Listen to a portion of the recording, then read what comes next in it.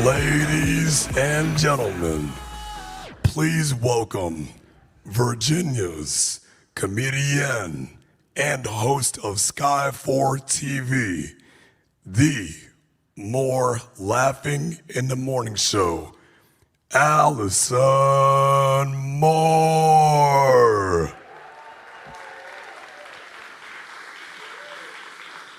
Hi, good evening, everybody. How you doing? With the lights down and that voice, I was like, okay, it's giving spontaneous horror movie. You know, we didn't know what we was about to walk into. We did good. You all feeling good? All right, we're gonna have a good time tonight. I am so excited. Let me welcome you all to the Startup World Cup Virginia Regional. Give yourselves a round of applause.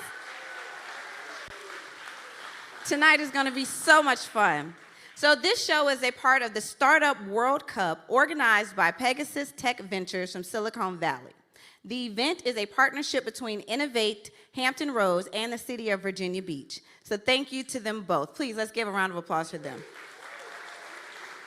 We on the map, y'all, we on the map. Silicon Valley, they see us out here in these Virginia streets. I am Allison, the comedian, and can we go ahead and give it up for the DJ? Please give it up for DJ Chef Dro. DJ Chef Dro had me over here dancing. I was like, girl, you gotta calm down because the way this temperature set up and this air conditioning, this deodorant, you know.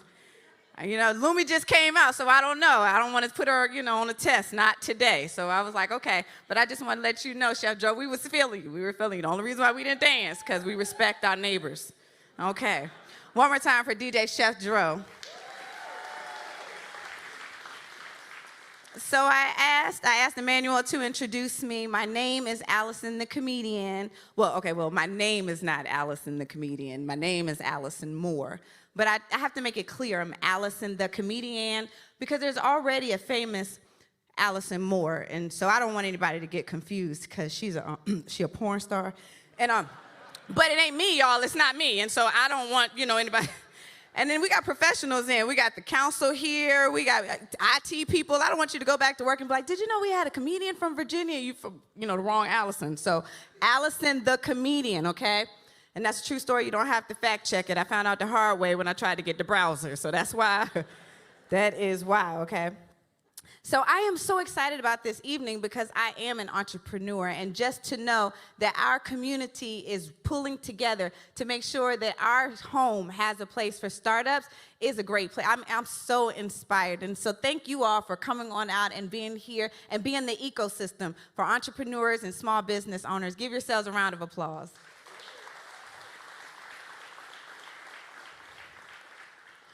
What we are experiencing tonight is the top 10 companies across Virginia on one stage seeking to be crowned Virginia's top startup and to represent Virginia in San Francisco on October 4th.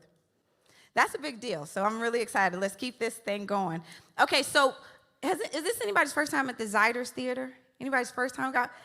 Wow, okay. Well, listen, I would like to introduce you to the creator of the Ziders Theater. So please, will you welcome Mr. Mike? Well, I guess we ain't welcome him to his house. He welcomed us. But if you will please join me in welcoming Mr. Mike Ziders.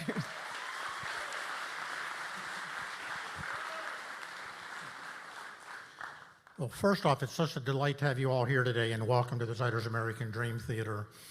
The Ziders American Dream Theater has a mission to support creativity and opportunity, and from an art standpoint, we're a venue that provides an opportunity for some of the most gifted playwrights, emerging songwriters. We have dance, we have comedy, and we have children's theater.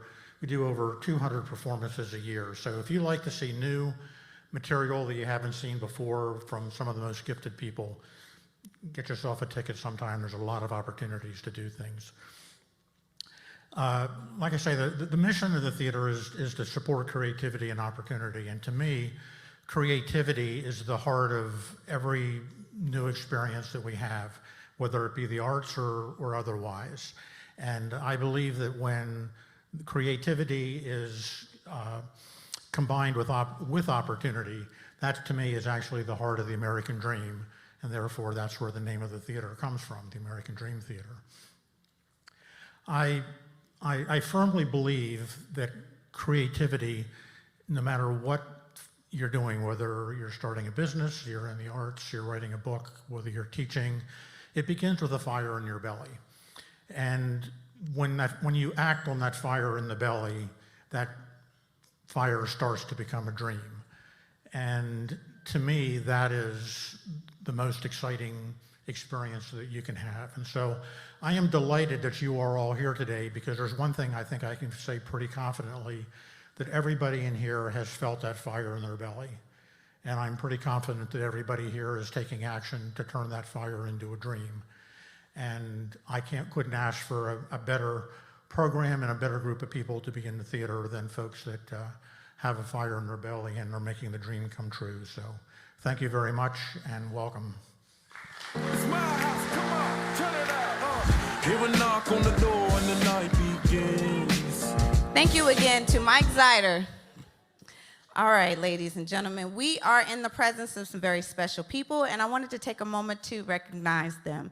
We have elected officials and VIPs here in the house with us, again, supporting all that we are doing. So what I'm gonna do is, if you'll just give us a little wave, because everybody needs to know who's here. We have our Mayor, Bobby Dyer, here. We also have our Council members, Aaron Rouse, Virginia State Senator. We have Council member Amelia Rouse Hammond. We'll hear some words from her. We have Council member Worth Remick. Lisa Murphy, Chair, Virginia Beach Development Authority. We have Ed Hopper, Chair, Minority Business Council. We also have Dr. Deidre Gonzalez, VP of Virginia Wesleyan University Global Campus. I gotta follow up with you. I got a kid on your campus too. My son goes there. Yeah, don't check my balance. Oh, we'll talk later. And also we have Toy Hunter, President of HR Alliance. And we have former Governor George Allen here as well. And now we have a few words from our Virginia Beach Mayor, Mr. Bobby Dyer.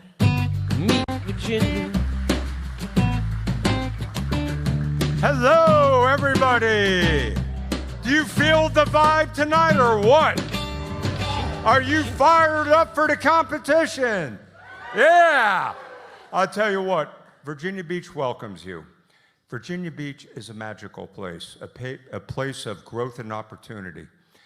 What makes Virginia Beach so great and wonderful, it's not the mayor, it's the people that live here, work here, have their businesses here.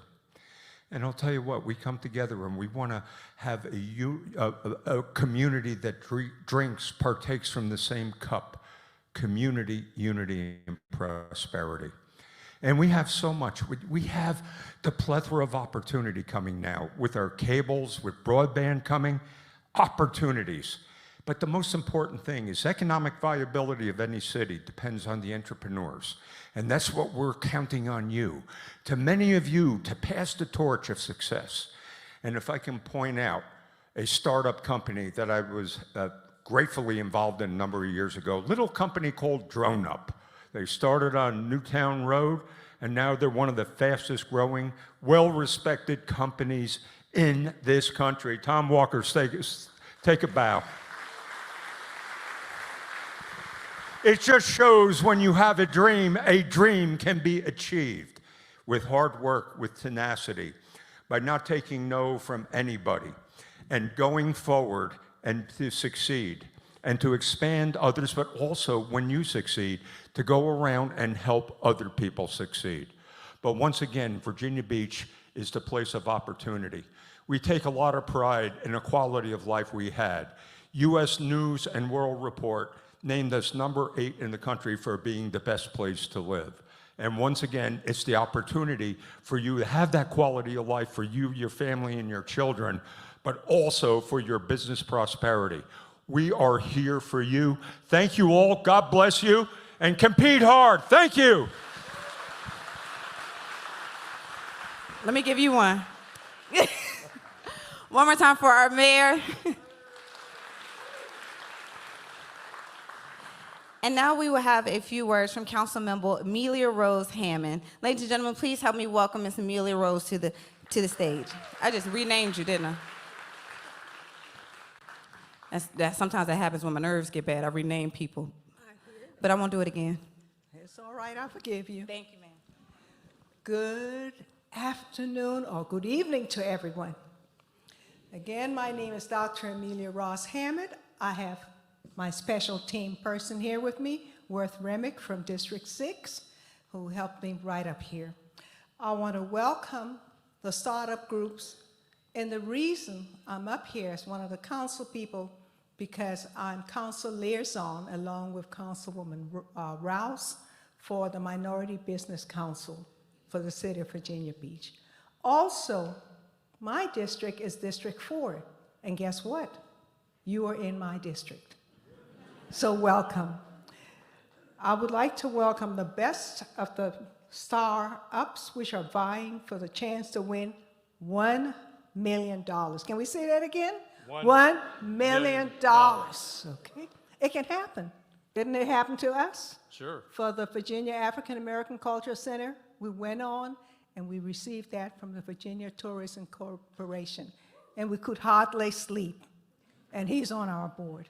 We are pleased that Virginia Beach was chosen to host the regional finals of the Pegasus Tech Ventures Startup World Cup's Virginia Regional Finals. The City of Virginia Beach is committed to small business community and the entrepreneurs, which are a vital part of our economy.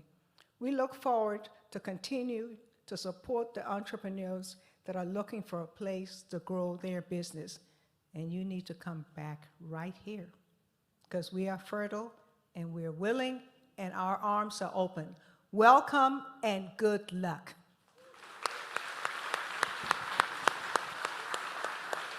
Allison, comedian. Yes, ma'am. Yes, ma'am, I'm here. Thank you very much. Please, ladies and gentlemen, please give it up one more time for Dr. Amelia Ross Hammond. Y'all didn't know we give it up at pitch competitions, did you? You give it up. It's like a concert. Okay, so fun fact, we're all friends. We're family, right? So they gave me notes, and this is what they told me. They're like, this is an election year. They're giving me all the walk gently. We trust that you can handle this. This is saying the notes. So I did my part. I made a little joke about it. We're going to keep moving. Did you see that? Keep moving, because I want them to hire me again. I can't be messing this up. But go vote. Go vote. That's the right thing to say. Make sure that we vote. It's an election year, and we got city officials that are here. And do you know some officials, they don't care about stuff like this, and so ours do. So thank you all. So for those who remember me. Okay, let's keep this show on the road, shall we? All right, I would like to introduce you to someone else who's very special. We have Christian Moran from Pegasus Tech Ventures, who's going to come up and say a few words. Please help me welcome Christian Moran.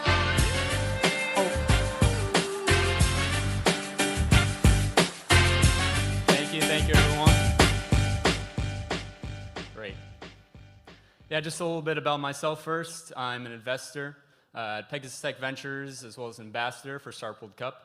So Pegasus is sort of the company behind Startup World Cup. Just a special thanks first to Innovate Hampton Roads, as well as the City of Virginia Beach. We put on around 100 regionals every cycle, and none of them could happen without our great partners. So again, please, special thanks and appreciation for Innovate and Virginia Beach.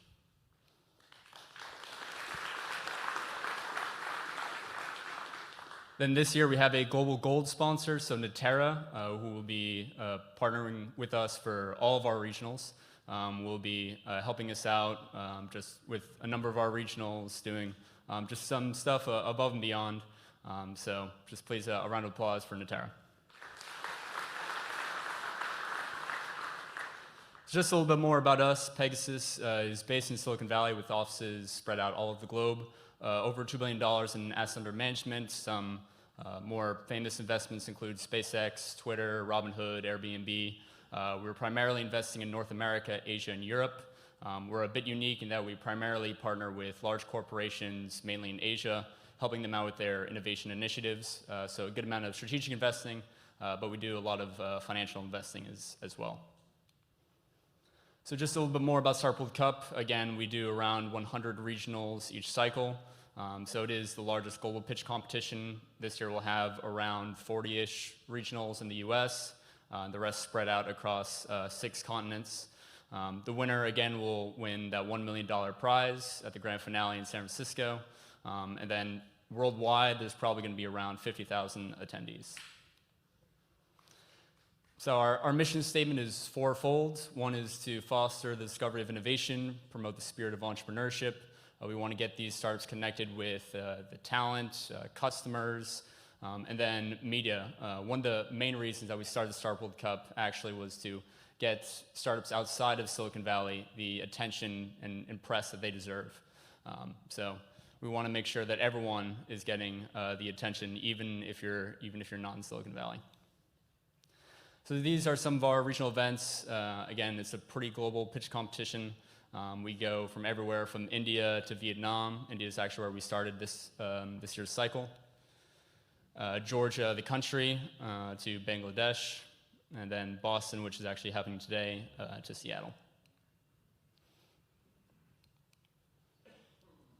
And then the grand finale itself, usually we have a good group of world-class speakers, so we'll have fireside chats, we'll have panels, we'll have keynotes, usually of top tech luminaries, usually CEOs or C-suites of either significant startups or tech companies or top VCs, incubators, accelerators.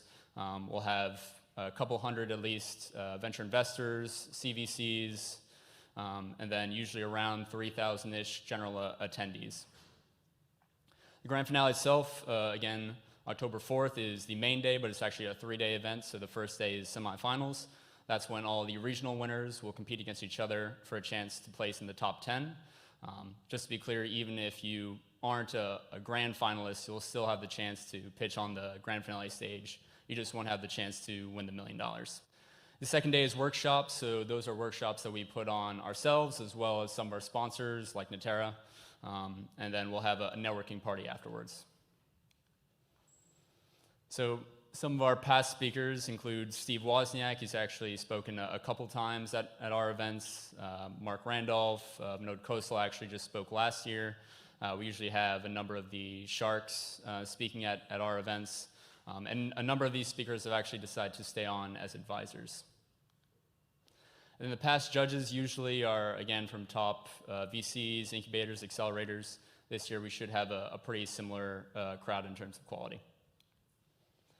And then our grand finale winners, they pretty much always represent a wide array of countries as well as sectors, stages, and that just goes to kind of the point of Startpool Cup, to get startups from all over the world, regardless of sector, regardless of stage, regardless of geography, to come pitch and see who's the best. And then each regional winner will have the chance to meet the entire Pegasus team, which includes Bill Reichert, who is sort of a Silicon Valley legend. He started and exited 2 startups and then gone to the VC game. Started Garage Technology Ventures, which was a very successful venture capital firm, before joining Pegasus. So he's written a book called Getting to Wow. If there are any entrepreneurs who want to hone their skills on pitching to VCs, it's a very helpful book. So please go check it out on Amazon. So to start our presentation today, there will be a 4-minute pitch for each startup. So I believe there will be 10 4-minute pitches. And then unfortunately we can't play the trailer, but it's on YouTube, Grand Finale, Startpool Cup 2024 trailer. Great, thank you.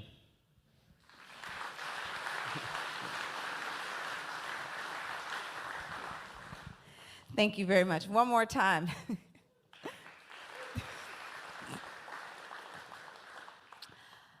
I am so excited to introduce to you all our next gentleman coming to the stage. I want to talk a little bit about Tim and Zach. I consider these 2 brothers. I call them allies. I appreciate them in ways in which they've shared their platform with me and invited me in spaces like this so that I can share and learn in them as well. And so whenever that happens, they were like, Allison, we want you to come out and, bring some fun, some laughter to our audience. Our people who are going to be pitching are probably going to be nervous. You know about that. I met Tim at a pitch competition. I started, maybe about 6 years ago, I started a coffee company called Black Please Coffee. And so I'm a comedian, and I am a clean comedian, which means that I don't use profanity or curse on stage. Just gotta make sure we clear. I don't want to send no mixed messages, just when you see me in Walmart, I just might have a sugar honey iced tea might slip, I'm just saying.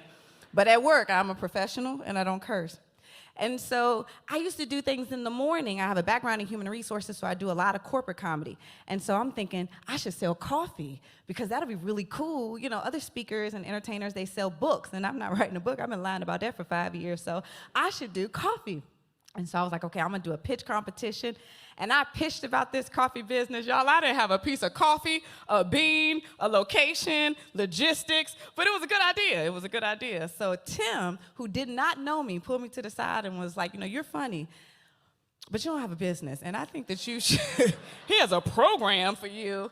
And since then, I really appreciated him because sometimes you just don't know what you don't know. And there are many people who are brilliant and talented, and I just thought if I said it, it was gonna be some coffee. I did not think about it, but that didn't mean that I didn't have the, something in me to do it. And if it weren't for Tim, and then he introduced me to Zach, and I don't really have a funny story on Zach yet. Zach is wonderful. So we're going to talk about these two gentlemen, and so I want to introduce you to them because Zach always has a joke. I think Zach wanted to be a low-key comedian, but he started his first business at the age of 10. It wasn't in comedy. Zach Miller has since then spent decades helping other people successfully start, grow, and dominate their businesses through his company, Hatch. Zach has used the skills detailed in his book, Anomaly, How to Finally Stand Out from the Crowd, to land an interview with Damon John and to be chosen as the host of a business TV show on ABC, Talk Business, at the White House, get featured on Entrepreneur magazine, and wow the audience at TEDx. Okay, hold on, because he did a lot of stuff, and I just chewed that up, but y'all need to know what he did. Hold on, we got to do this again, because I like Zach. Zach wrote a book, and that's a big deal. It was called Anomaly, How to Finally Stand Out from the Crowd. And he landed an interview with Damon John. Oh, yeah, that was good. That was good. I like him. You know him from Shark Tank? Okay, he one of your favorites? You look like the Shark Tank. Okay, stay focused. You look like you could be on Shark Tank. So he also did Talk Business at the White House. He got featured in Entrepreneur magazine, and he wowed the audience at TEDx and raised money from the team that started the Weather Channel. Zach's a pretty cool dude.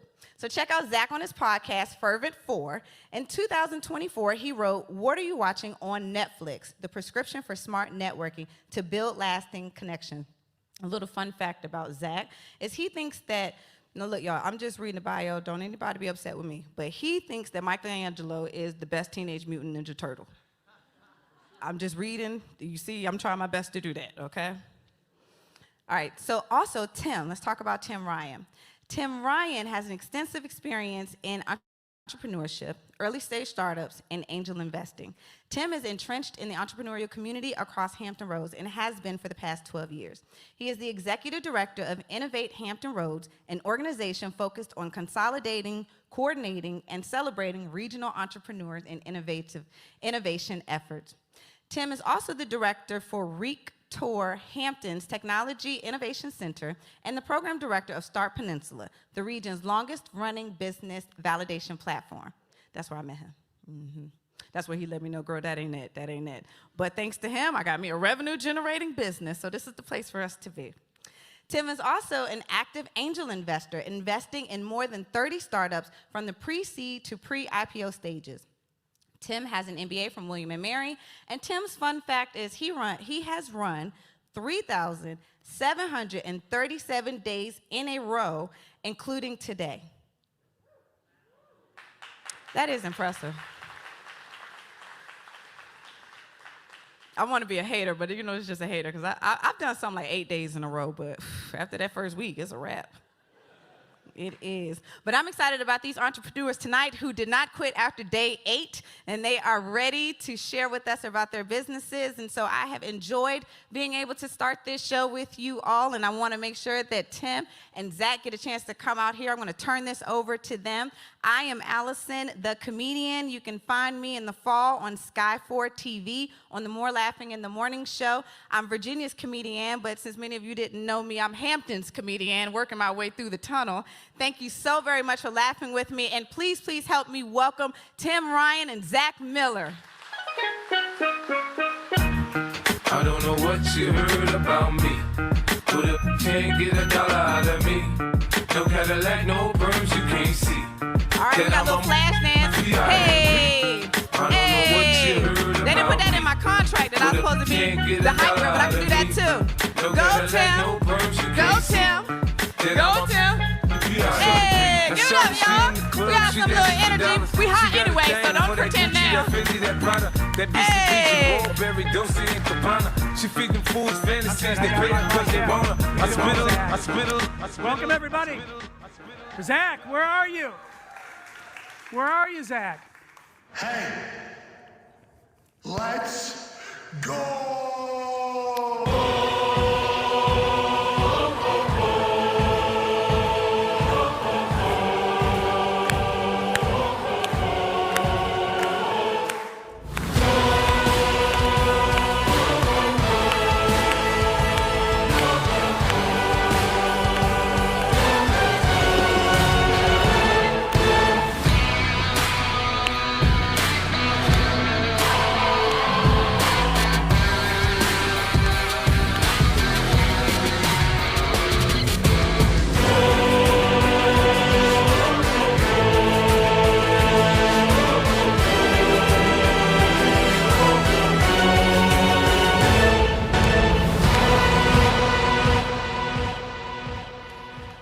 What's up, Zach?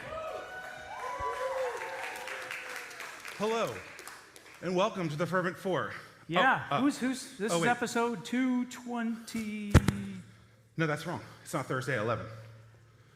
That's where I play a bad guy for an hour every week. Got it. And you play the nice guy. That's right. I am the nice guy. There you go. I like your shirt. We got to represent Virginia Beach. Push a T. There we go. All right. Let's get the party started, shall we? This is pretty interesting. Have these pictures been rolling the whole time or not? I don't know. I'm I don't scared. know. Look here. We've been at this for a minute. You know, it was the worst idea to wear a Canadian tuxedo on the 4th hottest day of the year, but it's okay. Y'all are It's lucky. hot. All right. Look at you, clean shaven and everything. How lovely. Ooh, no whale hunting. Yeah. All right. Let's do this. All right. We know what the deal is tonight. We got 10 companies, each pitching for 4 minutes, rapid succession, super cool stuff. Because the winner of this is going to represent Virginia. You all know that. Oh, there's Damon John, if you guys want. Yeah. There was cool. We've been Something at this that's a minute. unique is, I think normally when you guys see a pitch competition, who here has ever been to a pitch competition before? Raise your hand. You know, normally you go to a pitch competition, you get a bunch of judges on stage that you've never heard of. Maybe you have heard of them. And the presenters will then just get there and kind of just stare at the judges and say, hey, well, something that's really unique, I think, about this is no one here knows who the judges are. There Not are the people judges. pitching. There's judges somewhere hidden in the crowd. I don't know how many. I don't even know their names. And I've had people text asking, Yeah. I got a call. and they did not know. I did not answer. You didn't answer the text? That's normal for you. Well, so it's one of those deals. You ask multiple questions. You only answer 2 of the 3 questions. The question I did not answer was who the judges. Yeah, so we're going to see 10 pitches. Each presenter is going to go 4 minutes. Then we got a little special sauce mixed in between each one. Yep. And should be a fun little show. Questions? No questions. Thank you very much. All right. Oh, wait. All right. This is the day. We ready? won 2024 Best Hair. Again. Again. Congratulations. Let's give it up. All right. All right, let's get this first company introduced. Northern Virginia company, Verba AI. Come on. All right. Oh, one quick note. We will see 4 minutes on the clock here, presented by Swim Nerd. So that's the 4-minute clock there.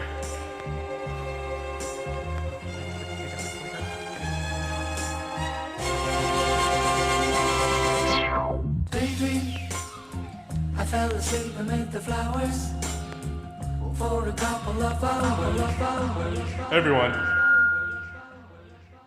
Is that better? Sweet. All right. Here's a real news article, and it tells the story of Steven, a Brooklyn resident. In March of this year, Steven woke up to a terrifying phone call. He picked up the phone, and on the other side, he heard a man's voice. Do exactly as I tell you. Do not call the cops, and do not hang up. I will kill your mother.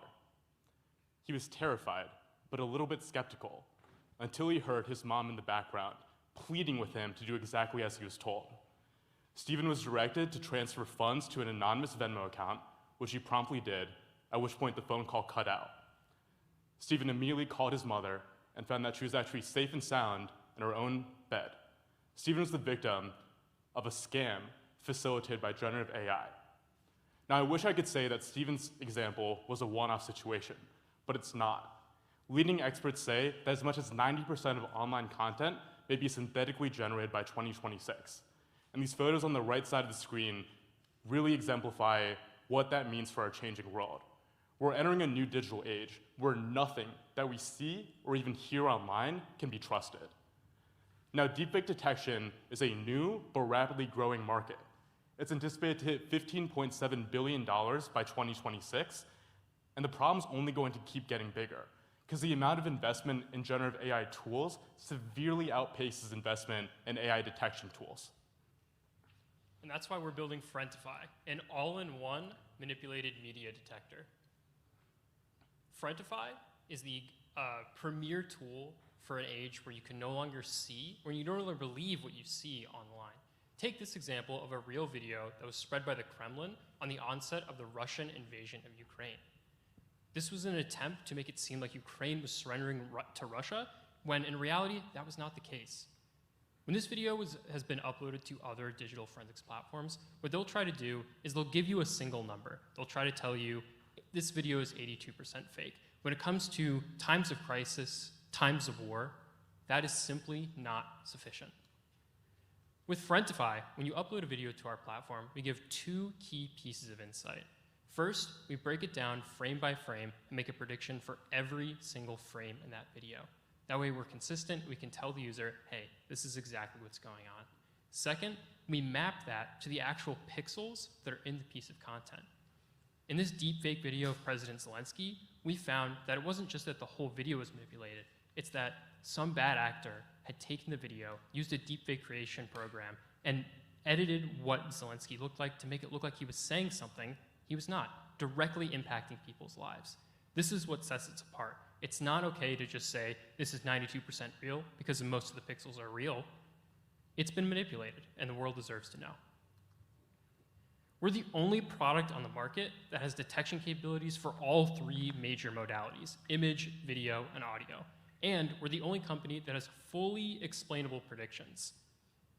Anyone who uses our product can tell exactly what our models are saying. And second, we're the only platform that has cheap fake and deep fake detection. So when companies like Google and Apple are integrating AI-powered image and video creation software directly into the camera apps of their phones, this is going to become more and more important. Frentify is offered as two separate services. One is our standalone web application, where users can upload images, video, and audio clips to the platform and get detailed digital forensics reports. We think this will be perfect for users in defense who are looking for that kind of level of detailed analysis. And our API, which allows people to directly integrate into their existing tech stack. All right. Is that 4 minutes? Is that time? 4? Oh. Was that 4? That was 4. That was 4 minutes. Sweet. Thank you. That's it. I'll just take them off stage. Actually, I'll take one. I'll take one. Zach, you know, we had almost 100 people apply for this, and it was really tough to narrow it down to 10. Yep, people ask me about that. I don't know anything about it, don't want to know anything about it. Scout's honor, I really don't. No, I don't. So we did some random drawings. I think we should do like a 60-second pitch Who would like to hear a 60-second pitch from while we're somebody waiting out for the in next audience? company to come up. That sounds like fun. Are those your real glasses? Okay. Answer this. Answer's this. Is that person here? Okay, right here. Oh. We got a 60-second pitch You can't go long. because at the end of this, something may happen, and I might become a judge and decide if it was good or bad. I don't know. You decide. I have no idea what this is going to sound like, so here we go. How are we doing today? Feeling excited? All right, guys. Let's start by imagining a world where science was insanely fast. Every year, researchers spend 100 million human hours and billions of dollars trying to discover existing research through cluttered databases. This is time stolen away from the next breakthrough that could save lives. Answer This is changing that. Our AI research assistant goes through over 200 million research papers, finding relevant research that is not only the most accurate, but also the most comprehensive. And compared to traditional search methods, our AI outperforms by over 300% on both speed and accuracy. In just the last 7 months, we've grown to over 6,000 researchers in 14 plus countries. And just last week, I got a call from a professor from University of Michigan who told us that using 3 queries of Answer This, she was able to find papers that changed the trajectory of the research she was doing for 5+ years. This is why universities all across the US, 5 of them right now, are integrating Answer This starting today.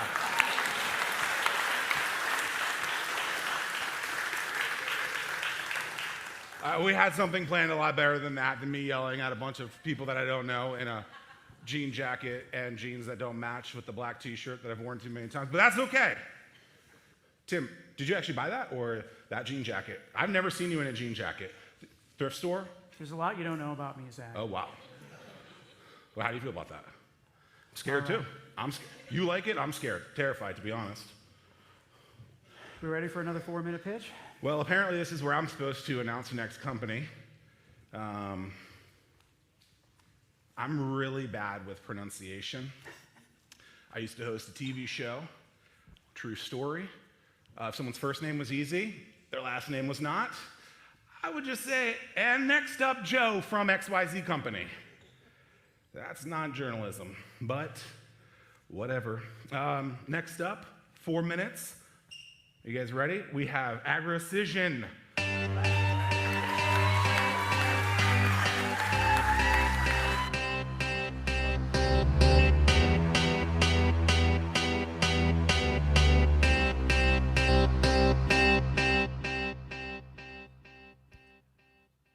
Founders want to make a difference and solve real-world problems.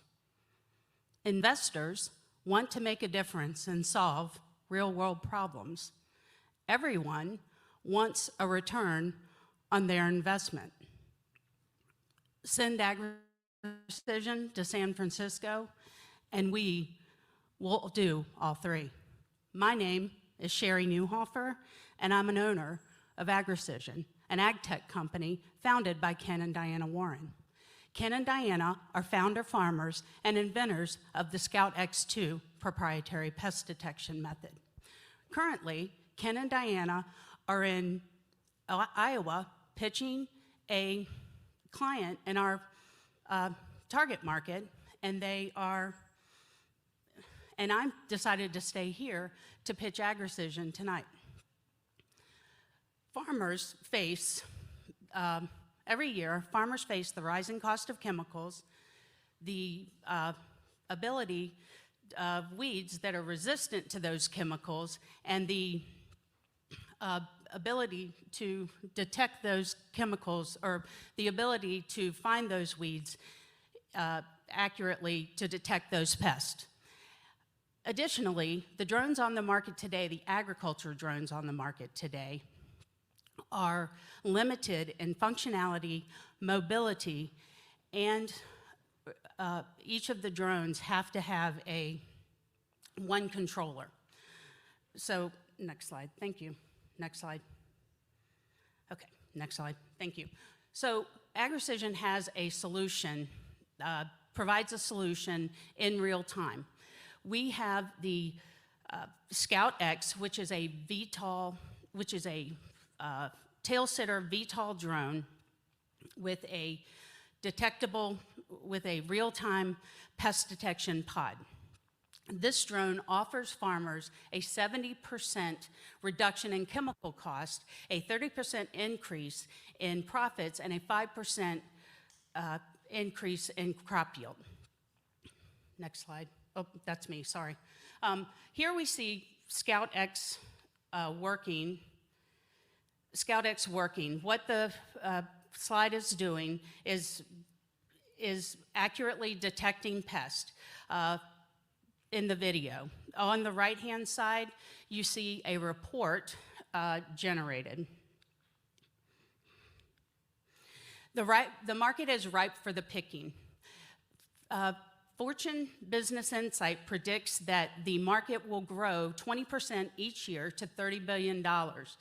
AgriCision has a conservative growth rate to reach $8 million in the next 3 years. We do have a B2B business model, and we will sell directly to drone service providers. We do have positive customer traction. As I said earlier, Ken and Diana are in Iowa right now. They are pitching to Landis. That's a co-op with a customer, with a farmer customer market or with a co-op with a farmer reach of 7,000 customers. Right now, they are pitching to put our software on their platform beginning in 2025. We're also talking with drone providers the drone providers that you see on the screen in the states that you see there. Here's a look at our projected sales over the next 3 years. We do clearly have competition in this market. Thank you. Do they have enough time? All right. Well, here we go again. Tim, how many days did you run? I don't know. I lose track. 7,300. He's a liar. 60 seconds. Pick a letter of the alphabet. V. Okay, I heard a V. How about Vroom Brick? 60 seconds. Tim, what we're going to do is we're going to leave you guys. We're going to come to you guys to make it quicker. Tim's a runner. I'm not, clearly. I'm not so a he can run to them up the stairs, all right, down guys, the stairs. You got 60 seconds. 1 minute. You know, go. Man, I should have worn denim tonight. Who loves just burning money? No? No one? Cool. Awesome. So I'm Chad Hard. This is Leland Remius, and he's a former realtor and a veteran, and I'm a former lender. One of the biggest problems we saw was home affordability is at an all-time low, and it's impossible to make money on a house nowadays. And then if you're buying a house, you got a lot of closing costs. So we're here to fix that. Yeah, so that's why we created Broombrick, which is a SaaS platform that allows consumers. And the biggest analogy we like to use is the TurboTax of real estate. We give you all the tools, including offer simulators, contract writing tools to make your home buying or selling process extremely easy. And so as far as traction, we've launched in January, and we've made over $50K in revenue in just 8 months. So next time you're looking to buy or sell your home, consider using Broombrick. Awesome. Thanks, guys. I guess I don't have to scream into a microphone to get you guys to stop. I feel like I'm talking a lot to you guys. I apologize. I'm going to start talking to you guys. Let's see. Hometown two. favorite. We're on number 3. You got slides ready? It's a bird. It's a plane. Well, I'm not sure what it is as we're yet. getting these slides up and ready to go, I'll just add a really quick caveat to this. Oh. They had no preference on the song. So I got to pick. Ooh, this is exciting. I don't know what it is either. I don't know the songs either. I don't know anything. So. Ooh, is it, please tell me it's like a Santa Claus song.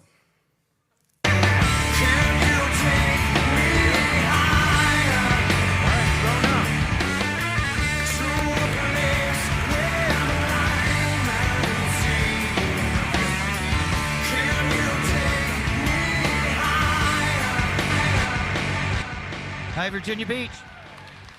It's good to be home. My name is Tom Walker. I'm the founder and CEO of Drone Up.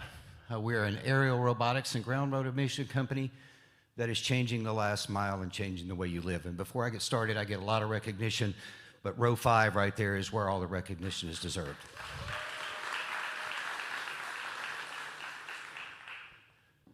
The last mile is fundamentally changing e-commerce and quick service restaurants. It's radically overhauling and improving the economy. So why change it? Because it is dysfunctional. First off, it is expensive. Gas prices are going up, fuel costs are going up, labor costs are going up. And secondly, it's dangerous. Today, last year we had over 700 people die in last mile related accidents in Texas alone, over 6,000 people. Why? Well, think about it. Over 90% of the packages that are delivered into neighborhoods every day weigh 8.5 pounds or less. Most of them weigh 3 pounds. How do we deliver them to you? We deploy multi-ton gas-powered trucks to drive 20 miles to distribution centers to pick up those packages to drive back into your neighborhood, emitting pollution and clogging up our highways. And it's getting worse. We fix it. Not that way. By deploying 10 pounds in under 30 minutes, and we do it safely, and we do it over and over and over again. What kind of market does that create? Well, in the United States alone, it's projected to be a $181 billion addressable market. Internationally, it's over 14 trillion. Will people buy into drone delivery? Well, our company started in 2016, but we didn't start delivery until 2021. In fact, we had never done delivery before 2021. Since then, we've raised about $130 million. We've hired about 250 employees and generated just last year $55 million in revenue. Now, thank you, but that's not the most impressive stat on that screen. The most impressive stat on that screen is the Net Promoter Score of 80+. Because if you look at the Net Promoter Score, the average Net Promoter Score of traditional last mile delivery services, they score -9. Which means people appreciate getting what you want, when you want it, and what you need, when you need it, at a fraction of the cost that it costs today. And do you know how many people have been injured in the tens of thousands of drone deliveries that we've done for major retailers and quick service restaurants? 0. Now, how do we do it? We did it by building an amazing team. Not drone folks, not people that knew how to fly drones or program them, but we hired some of the smartest people from retail, from technology, all around the world. We have people working in 6 countries focused on accomplishing one mission. And that mission is that we're gonna deliver packages to you in under 20 minutes for less than $3, and we're gonna do it 15 million times a day. And we're well on our way. Thank you very much.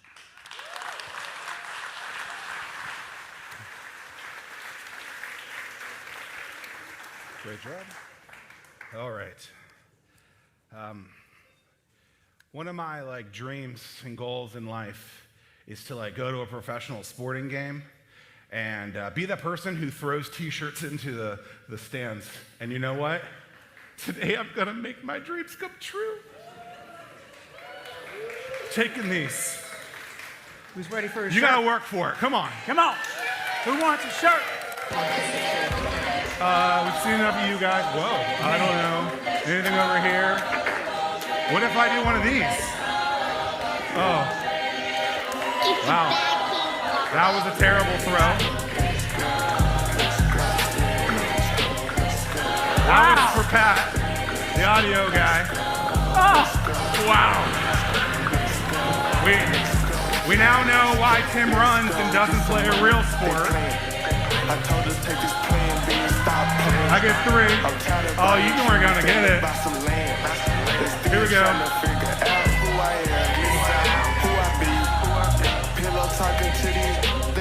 Oh!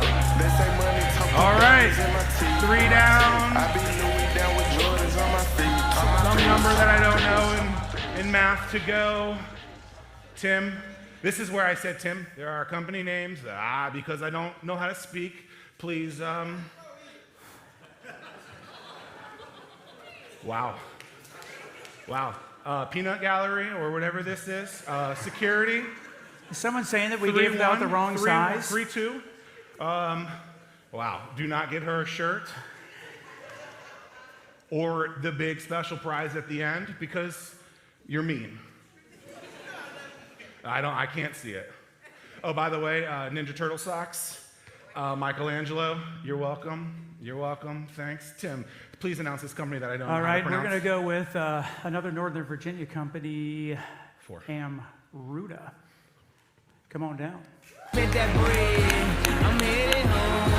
I'm almost there. I'm on my way, headed up the stairs. To my surprise, a nigga replacing me. I had to take him to that ghetto university. The lights in his house. Good evening, everyone. My name is Beju Rao. I'm the founder, CEO of Amruta Inc., where we operationalize explainable AI for Fortune 500 companies and more.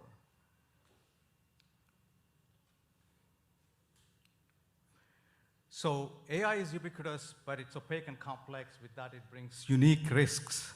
Take Goldman Sachs, for example. In 2019, they launched Apple Card with a massive fanfare, but soon the word spread out that their AI was assigning lower credit lines to females than males, which is a big no-no in regulatory world. That fizzled out their growth, big black mark, a lot of regulatory investigations. And that's not an isolated incident. Any company which is using AI today cannot explain their AI. So what is explainable AI? Take a client of ours, an auto insurance company, whose AI denied a claim and the customer was contesting. Fortunately, they had deployed our explainable AI software, which produced the machine learning explainable graph, which you see on the right side. We translated that into customer service reps language. What happened is there was no injury in the accident. Policy was new. Policyholder's occupation was risky, and there was a lapse within the short duration, so on. These clear explanations lead to faster investigation, clear separation between fraudster and good customers. Insurance commissioners are happy, and the insurance company is happy. That's just one client. In the last 6 months, dozens of clients signed up for our software to reduce and eliminate regulatory fines, to improve patient safety, to increase value-based payments, to reduce fraud, and to better understand their customer preferences. Now, you may be wondering about all those press releases which you hear about explainable AI and AI, but it turns out that to build a working explainable AI system is a lot harder problem. And our AI goes to your data, and our explanations are highly contextual. And all this is possible because of the great talent we have and the eminent advisors we have. Between Madhu and I, we have 60+ years of experience in AI, research and technology perfection, and we are growing exponentially in the backdrop of a huge market. That's all possible because of a great product and a strong pipeline we have, and we have an average annual revenue of $1 million, and our vision is to explain every AI outcome optimally. Today, we are raising $5 million capital to grow our sales, to improve our product features, and achieve operational excellence. We will reach 10 million annual run rate in revenue by 2025, and we are a category leader in XAI, and we will be category leader in XAI. And will you join us on this amazing journey of explainable AI? Thank you. I appreciate your time.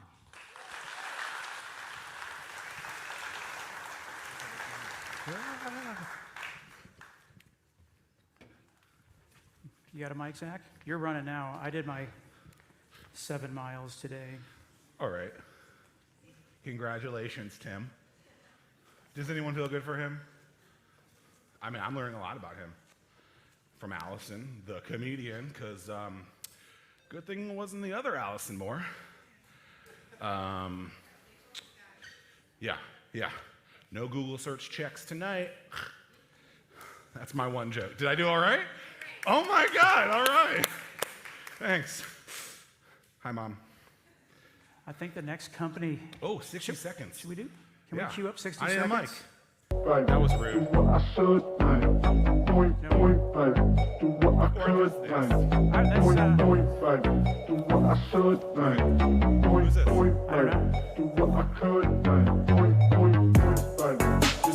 We need let's cut the music and do a 60-second pitch really quick. We'll put 60 seconds on the clock.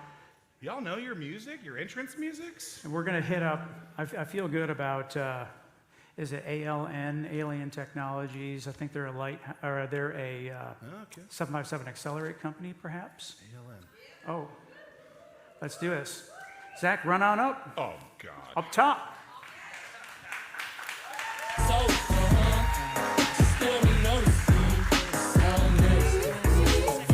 Two steps at a time, baby. Oh, okay. Thank you. But I'm not going backwards. Good luck. Thank you. In the semiconductor, can you hear me? I don't know. In the semiconductor industry, Well, that's a no. I can talk really loud. Can you hear me?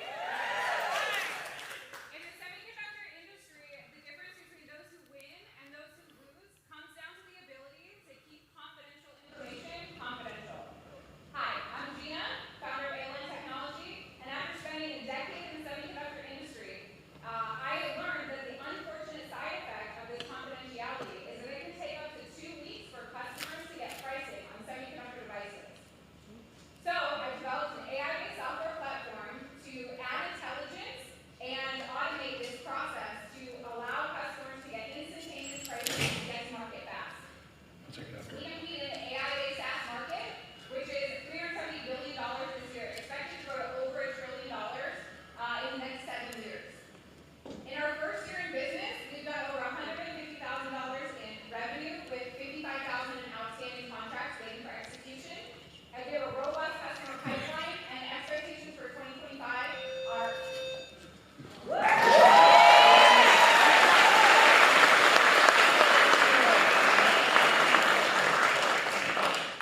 This is what you sounded like. Couldn't hear because the microphone broke. No, Who it broke was the good. microphone? It was good. What side of the audience did we not give love to with t-shirts? I don't know.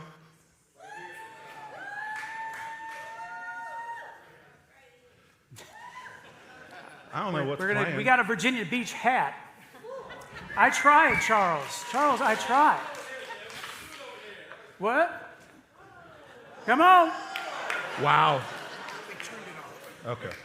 This song, I'm sorry, I'm pretty hype about this next company. Well, congrats. Because of the song choice, I think it's super fitting. If you saw a company called Magazine Jukebox, what would that walk-up song be?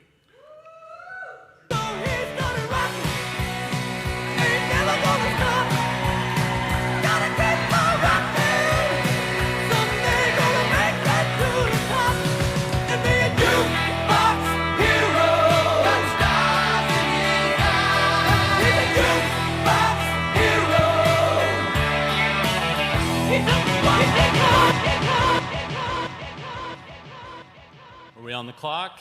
All right. Hey, everybody. Thank you. My name is Scott Janae, and I am the CEO and co-founder of Magazine Jukebox. We are a digital entertainment hub for businesses all across the world. In fact, we're in 3 different continents operating, and we're in over 4 different countries. If you see right here on the stage, I have a QR code set for you. Please take your phones out and scan that code, because I want you to enjoy it while I share the story of Magazine Jukebox. My wife and I, we are actually going to open up a coffee shop. We're serial entrepreneurs, and I wanted a magazine wall. Unfortunately, COVID hit and the coffee shop went away. Now here goes my magazine wall. I was kind of bummed about this. So we talked about it even after a couple of months. We knew that the coffee shop was going out. And I said, you know, it's unfortunate that you can't scan a code and enjoy a magazine without having to download another app or give any more personal information. Thus, Magazine Jukebox began. What problem are we solving? Well, all across the world, businesses are struggling with staffing. They're struggling with time for their customers and waiting time. When was the last time you went to go get to a doctor's office? Imagine that. You had to wait and then wait again. So we're solving that problem through digital entertainment without having to require any of your information. So our solution here is either a QR code. We're currently also working with text messaging and email integrations. We, again, are not an app. And for advertisement for our partners, this is a big one. We knew that in order to get more customers on, that we had to provide an ROI for our customers because we are a B2B business. Sometimes we say B2B2C. So we said, okay, well, hey, we'll slap Google reviews on there, one-click Google reviews for consumers that are visiting our commercial partners. We said, hey, if they need to have surveys done, they could do it here as well. Maybe they want to do rewards or newsletter signups, all kinds of options, and it comes at the same cost that we would charge them just for having our service in there to elevate that customer experience. We do not collect any sensitive PII. We use geofencing and timestamping, and we are the first to market. Now, of course, we do have some competition, but they stay in their lanes. They stay with magazines. So if you were to see them out there, then yes, you can read magazines. You'd scan their code. You'd have to download their app. And be careful, if you don't take it off your phone, you may have to pay for that service later without knowing it. With our technology, I'm excited to share that we have over 70,000 users. We're in over 1,000 locations. Maybe you've heard of one of these in this area called Centera Hospitals, who just signed on with Magazine Jukebox. And we also we bring in over $500,000 in revenue in just the last 2 years. We went live 2 years ago, and we provide 75 plus entertaining options for all their customers. Our business model is pretty simple. We are a SaaS business, so we charge by the month, but most customers pay for the year. And we have an LTV of 4 years, which is also exciting because anybody who signed up for a 1-year commitment, they have re-signed at a 92% retention. They signed up for 3 additional years. Our goal is to get to 100,000 locations because that allows us to get to over $48 million in revenue, and that's just one line. We have multiple lines in which we bring in revenue. I have too many to share here. These verticals, we focus in the US. If you look at these 4, they bring in over 500,000 locations, and we're just going after 20% of them. So we did raise $2.7 million in our seed round. We are actively raising $5 to $10 million in our A round to help us continue to scale. We have an incredible team to support us, and that will wrap it out for me. I'm excited to be here, and I'm just humbled to be here, so thank you, everyone. Any other words? Woo! Not anymore. I'll give him that clicker. Tim, I'm going to give you, I'm going to do this twice. All right. Oh, man. I'm going to do some lunges. Oh, that's crunchy. Ooh, crunchy. Dude, I could use some hydration. Oh. Come on. Give me, I just did 4 lunges in denim. That's it? Wow, Sonia doesn't like me anymore. Okay, I feel you. I might throw you a shirt. All right, 60 seconds. Anyone thirsty? I am. All right, 60 seconds, crunchy hydration. Let's go. Let's go. This ain't what you project. This ain't what you want. This ain't what you want. Can I borrow your jacket? Hi. Hi. Raise your hand if you have ever felt stressed or anxious. Yeah, same. Over 55% of Americans deal with stress on a daily basis, and that's not including all of us that also deal with anxiety and depression. Hi, my name is Megan Riggs. I'm the founder and CEO of Crunchy Hydration. Hopefully you guys got to enjoy some tonight. So we are a Virginia Beach-based functional sparkling water. on a mission to improve mental and physical health through mindful hydration. So it's starting with a simple daily act, like, yeah, we all need to hydrate. You run every day, you gotta hydrate. You can find us locally at Taste, right below you, Heritage, Wegmans, Kroger, Whole Foods. Shout out to 757. Wouldn't be here today without you guys, the collab. Yeah, so drink water, you got to, and might as well support a small women-owned business. Love it. Nice job. Shout out, shout out, shout out. Let me look if I can say this one out. Yep, I can read. Who we got, Zach? Hello. 4 minutes. Complify.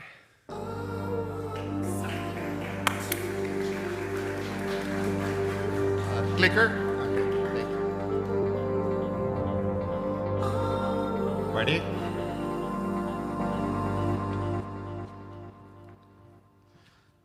Okay. 25 million households in the US lack access to financial services. As you can imagine, minorities are overrepresented here, with 1/3 of all minorities falling in this category. Meaning, if you are a minority, you're 7 times more likely to have this problem. So why is that? Why is this happening?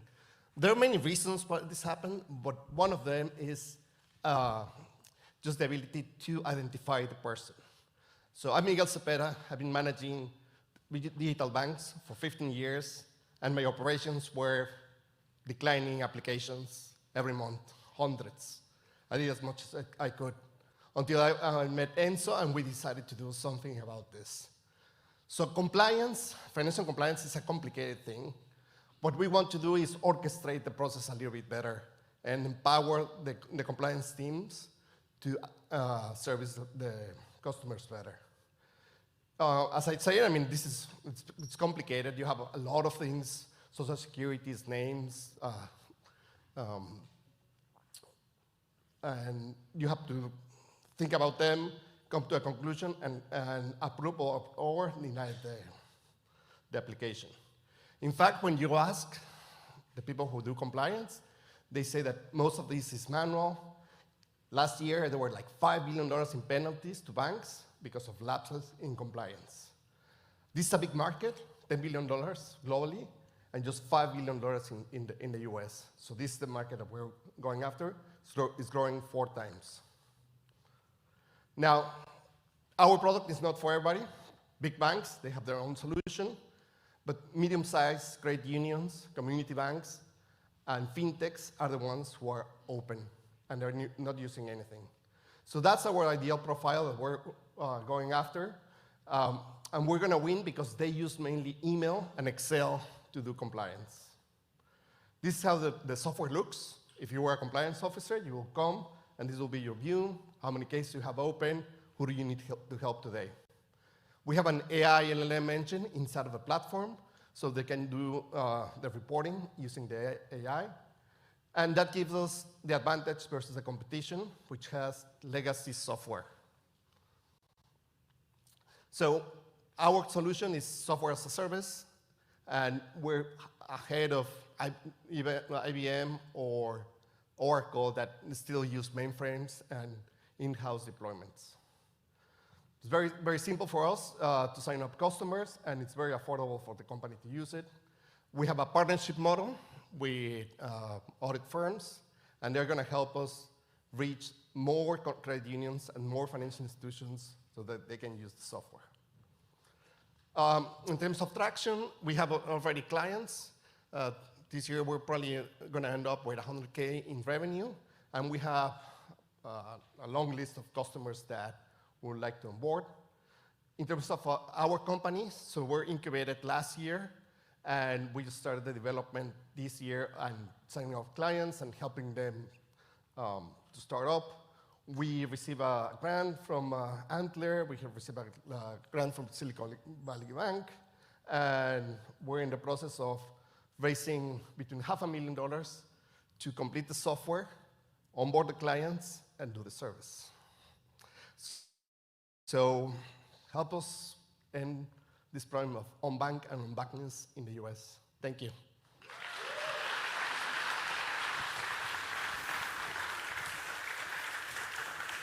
Well, well, well, well. This means that part one of the show is over because we changed our outfits. And I'm the idiot who dressed like it's December. I wanted to be like Taylor Swift. I wanted to have like wardrobe changes. You have your thing, Zach. I have mine.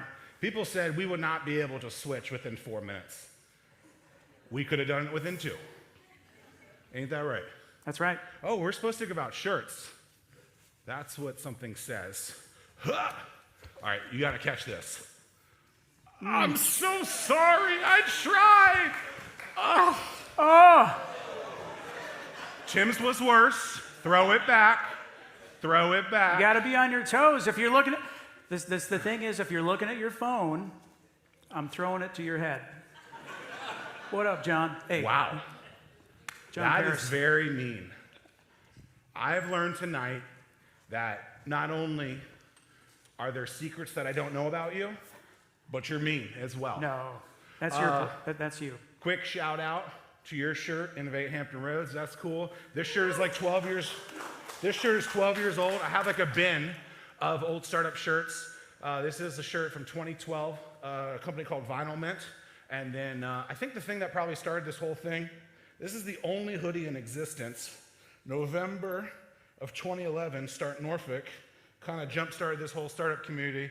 So I had to like go to my garage, find all this stuff. I don't know, I thought it was pretty cool. Nostalgic. 14 years later, we're here. Yep. In a theater. How about it? Zach, you're gabbing. Huh? You're gabbing. Oh, okay. 4 minutes on the clock. This is Tim's jokes. Yep, that's why you're a runner, not a We're comedian. gonna get That's Allison. That's right. 4 minutes on the clock. Oh. Gab. All right. Gab. V. R. You keep taking me higher and higher. Yeah. Don't you know that the devil is a liar? I know they'd rather see me down for myself, for myself, for myself, for myself. Bonjour, j'espère que vous nous aiderez à apporter le Canada Gap au monde. I know you have no idea what I just said. And that makes sense because 75% of the world population want to learn a new language. But the current tools are failing us. The #1 language app on the market today has over 500 million users and 1% achieve any level of fluency in their target language. When I was 21 years old, I was just as excited as I was nervous, folks, to try out the language I had been learning on my own for the past 18 months. French. And when I hopped off the plane at Charles de Gaulle Airport in Paris, I knew this was my moment to impress them. Halfway through my monologue, y'all burst out laughing at me, and I didn't tell a single joke, folks. One guy even said to me, "Je te l'éponge." Translation, you need to quit, like right now. Not a great experience, meaning I had to fight incredibly hard to overcome the powerful urge to give up. I didn't, and now I'm fluent. But unfortunately, the same can't be said for English language learners in the United States trying to achieve this amazing goal so they can exceed their ancestors' wildest dreams. These are ELLs for short. There are 5.6 million of these students trying to do this, 1.4 in California, and unfortunately, 60% never will. This means less opportunities, less income, and a lower quality of life. Well, that's not gonna work for me and my team. My name is Malcolm Lee, and I'm the CEO of Gab Global, the language learning metaverse. We help our students practice this foreign language using our virtual reality language learning platform. Our students interact in a dynamic environment designed to accelerate their language learning gifts and help them exceed the fullest potential, the ability to communicate. And we work across all platforms to make accessibility a non-issue. This is our Pocket Parent Tutor. Native speaker students can access anytime to help them pronunciation, social skills, and cultural nuances. We also leverage natural language processing to give students actionable feedback in real time and analyze speech. If within 5% of the correct pronunciation, it turns green for you. Anything outside that turns red just to ensure that you hit the mark perfectly every time you speak. There are 35 companies out there teaching basic syntax, vocabulary, and some even have similar pronunciation tools, but none of them are designed to be fully immersive, and none of them do any learning of their own. We use data from how students interact within the Gab Global platform and dynamically adjust lessons to give each student exactly what they need individually and in real time. So we're spending $52 billion in this space right now, but that's gonna blossom to $337 billion according to the Cager report by 2032. Our pricing is simple. We charge $75 per student per month. That comes with full access to teachers, support, and 10 VR headsets so that educators can create Gab labs in their individual classrooms. Oh, excuse me. So, we found product market fit on a small scale with 53 independent schools using the product, 25,000 in monthly recurring revenue, and 703 on our waiting list ready to try the product for the 2024-2025 school year. To date, we're laser focused on the English language population in the United States, but since Gab is for anyone from anywhere who wants to learn any language for any reason, we're coming for everybody. But who's we? None other than a team of cutting-edge neuroscientists, people that have worked at companies, amazing technologists like Ngoda and Italki, Stanford graduates who are in neuroscience programs there, all of us coming together to create the most compelling and impactful language tool assembled in the history of mankind. Here's how we plan to win in 2032. With independent schools using our platform, we can easily wedge into larger school districts who have the most linguistic and neurologically savvy platform on the planet. Companies will have to use and build their ad networks on top of our API. That's why we're raising $2 million to build a repeatable customer acquisition strategy with a 3-to-1 LTV CAC cost so we can dominate the independent school market. So, I started with a statement in French. Thank you for listening to my pitch. Here's what I said. My name is Malcolm Lee, and I hope you help us bring the gift of Gab to the world. Thank you.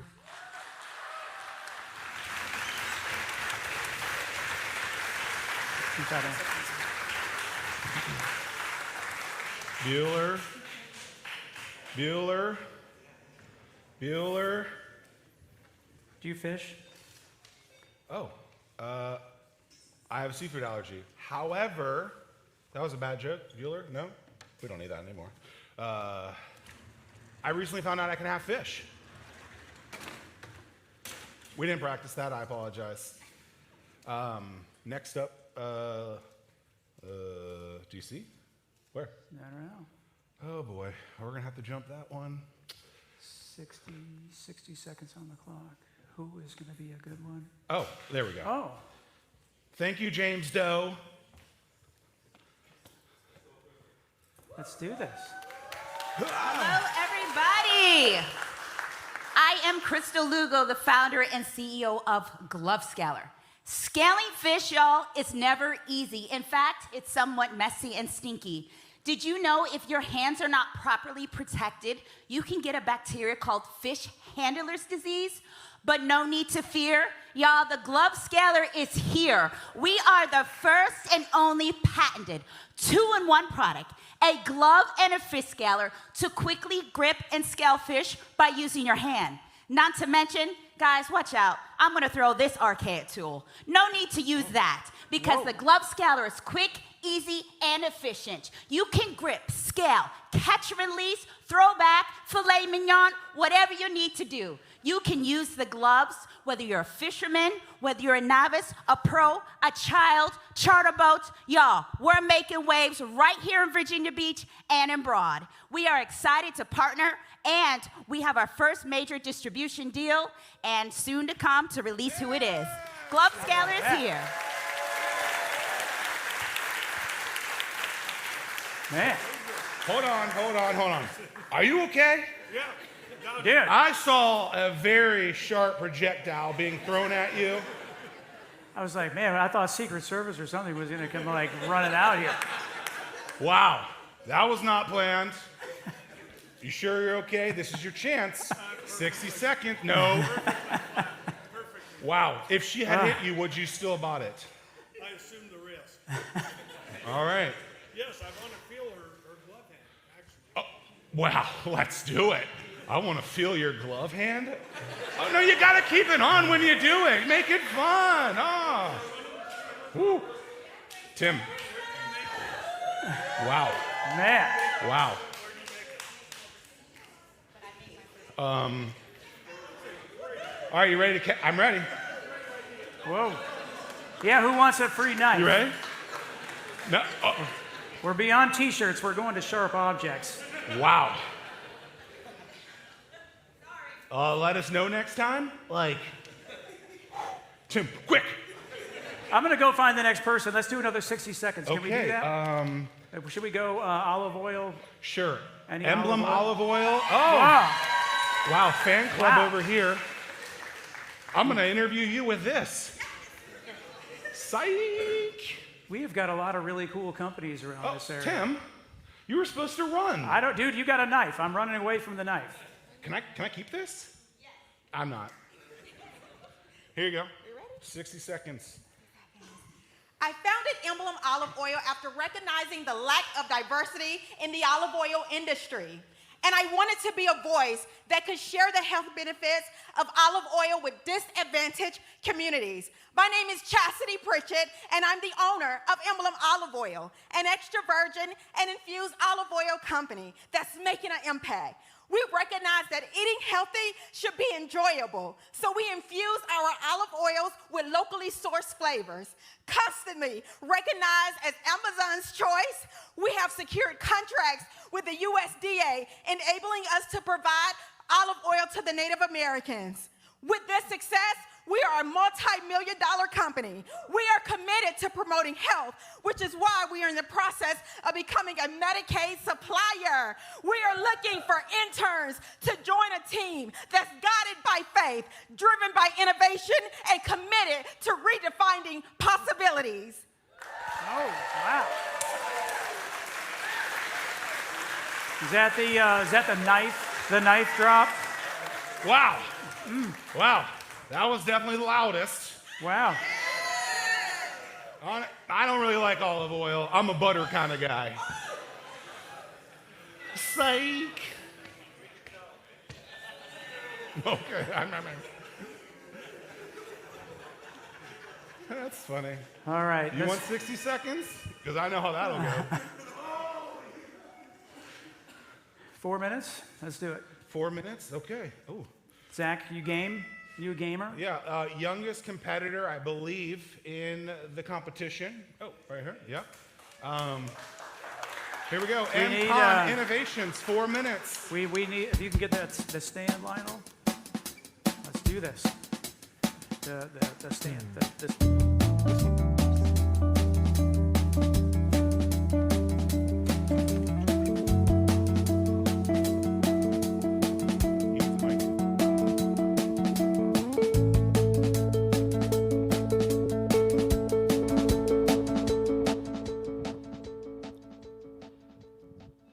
Gaming. We all know it's a big industry, but even I didn't know how big it really was until I looked back at our market research report. Because in 2022, the gaming industry made $132 billion more than Hollywood and music combined. The largest part of that comes from mobile phone gaming. After that, there's PC and console. Then, there's the tiny niche of the mobile phone controller market, valued at only a few $100 million. But mobile gaming is huge. It's the biggest sector, yet the controller market for mobile is 30 times smaller. How is that possible? Well, it's because they're doing it all wrong. This is what's out there right now, the backbone controller. First of all, it doesn't fit in your pocket, and it's so cumbersome, I'm not even gonna bother trying to put it on my phone right now. But when it is on your phone, it is a full console experience on your phone.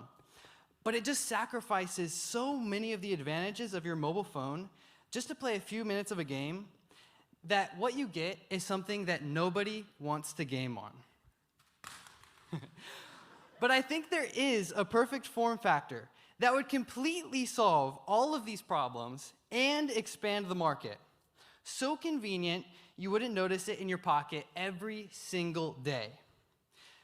You guys wouldn't even notice it because this is the MCon Controller V1. You just slide it out to reveal a full-fledged console-level controller. And the best part is, you just slide it right back. You wouldn't even notice it while you're playing on your phone or looking at Instagram. You take it off because of MagSafe, and you just put it right back in your pocket. Now, I came up with this idea 6 years ago, and I built it while I was in college, before I dropped out.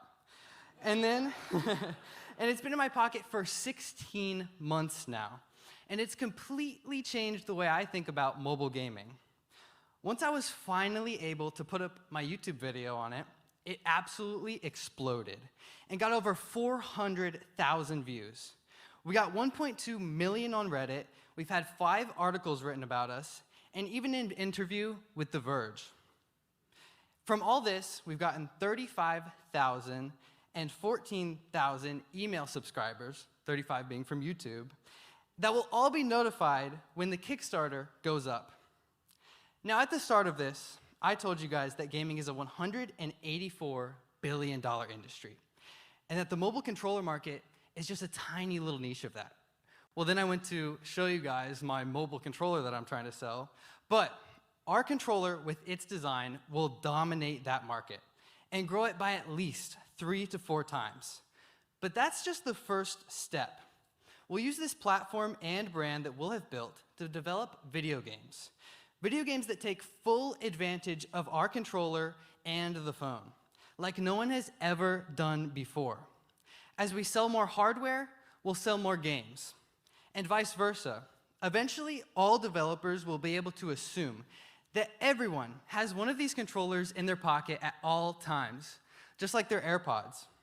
Then these big developers will make games for our platform, ultimately making us a billion-dollar company. So we have an amazing team. We've got our CLO and patent lawyer, Steve Du Bois, CEO Chris Howard, my dad, Steve King, our senior advisor.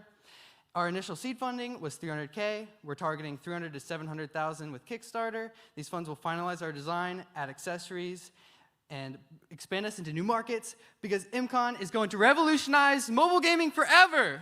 Woo! Yeah!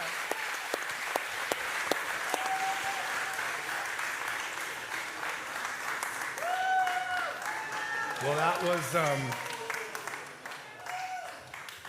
I think the first time you've been on a stage this big, so that's cool. Congrats. How old are you? 18? 19? 20? I was saying you were younger. Yeah. Well, that's cool. Octaris. Oh. Okay. Tim, you do the stairs. Octaris, 60-second pitch. Where's the knife?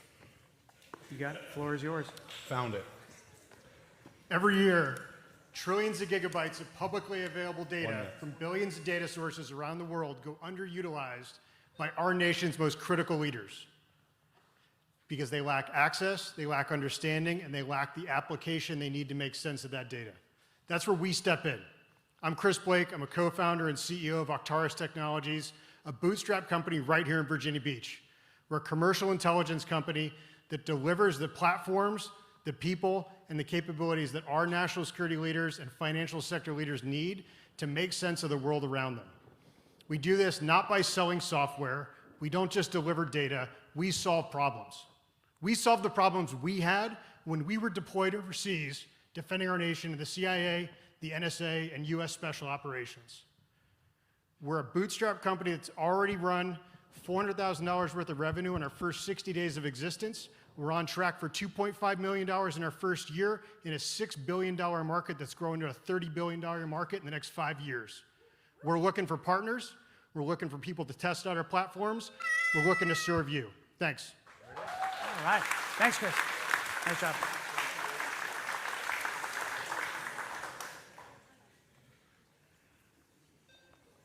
All right. Thank you all for being here tonight. It's been fun. Next up, Tim, I'll let you do it because words. Hey, watch out for the knife. We're bringing back, let's see, we're going to go to Hampton, Virginia. Shout out. 4 minutes on the clock.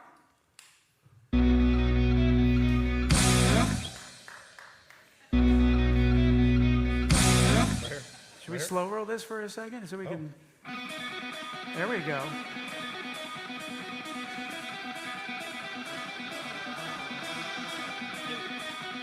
Ladies and gentlemen, Psionic.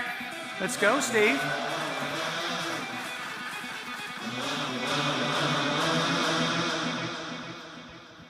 I'm going to have to talk to my partner about that one.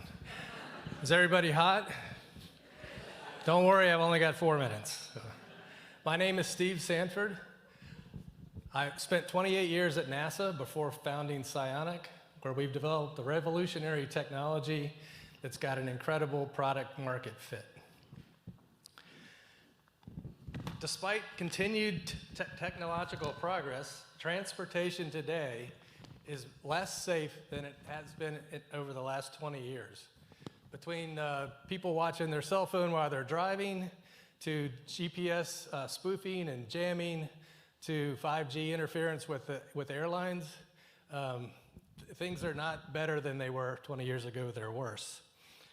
This is a well-known problem. The DoD has been working on this for 15 or 20 years, and still there's no market-ready solution.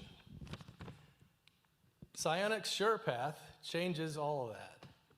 Using a totally new class of LiDAR developed by NASA, thank you, NASA, for landing astronauts safely on the most rugged terrain on the moon, we have developed a technology that'll calculate and will measure the motion of any vehicle anywhere on the planet on board, from on board. It doesn't take any external signals. Conceptually, it's similar to your computer mouse, which keeps up with where it is on your desktop. But in our case, we keep up with where you are anywhere on the planet. The result is high accuracy, high confidence navigation data that solves the transportation and contested logistics environment, contested logistics problems that we're talking about. So what's exciting for investors is the intersection of our product's readiness. We've spent 5 years getting it ready. The lack of alternatives, there are really no competitors as of yet, and I'll let our customers vouch for that. And the criticality of these issues, which affect not just our civilian infrastructure, but also all DoD operations. SurePath is applicable to all types of vehicles on the ground, in the air, in space, at the moon, representing a massive global market, as you can see, and representing hundreds of billions of dollars of market opportunity. And while we've been working with the military and aviation customers for the past 5 years, the first market we will address is heavy assets in commercial ground, such as ag, mining, and and construction. They are the leaders in autonomy. They need our performance. They're demoing our units now, and there's demand for our units, which will roll out next year. So SurePath's technology doesn't work like legacy navigation technology. Accelerometers and gyros have been around for over 80 years now. We offer a better performance at a lower price in different market segments by adjusting our product's performance using software. So I want to make sure everybody heard that. We sell the same hardware, and we adjust our performance depending on our customer based on the software we load and enable. Our surface relative velocity technology is unique, but it does more than just navigate. It also does the work of several other onboard instruments on aircraft, military vehicles, and ground vehicles in general. And it does all that, again, just by changing the software. Thank you. I didn't see it.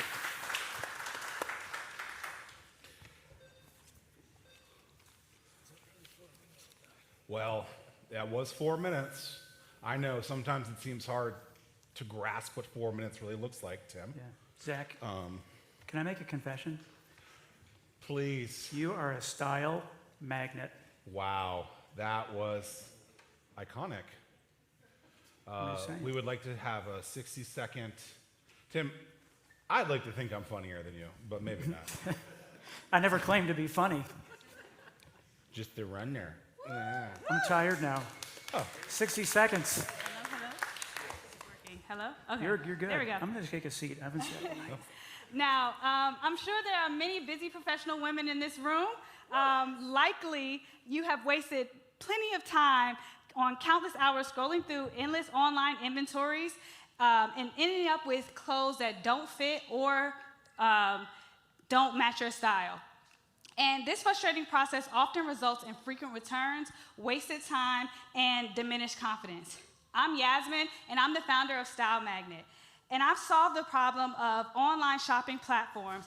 And what we do, we act as the Instacart of fashion e-commerce. We use smart algorithms to recommend outfits to each woman's body shape, style, and measurements. By aggregating quality products from trusted retailers, we are able to streamline the entire shopping process, from browsing to managing pickups for returns.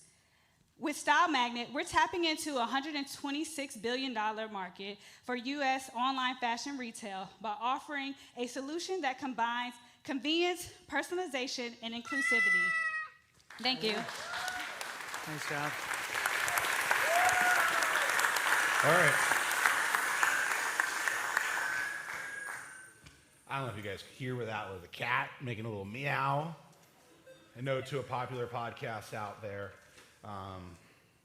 they do quick pitches, and then when people are done, they make them stop at something. I don't even know what it is. Is it a Kill cat? Tony. Yeah, okay. Yeah. There it is. All right, last presenter of the evening for the 10. We have a local company as well. I will not be getting an IV tonight, even though they tried giving me one. Never done one, but I'm open to it, I guess. After tonight, it's been sweaty. We have 4 minutes on the clock. Sweat, yeah, sweat, get your IV, all right. Ladies and gentlemen, IV watch. I will fight. All right. I will fight for you.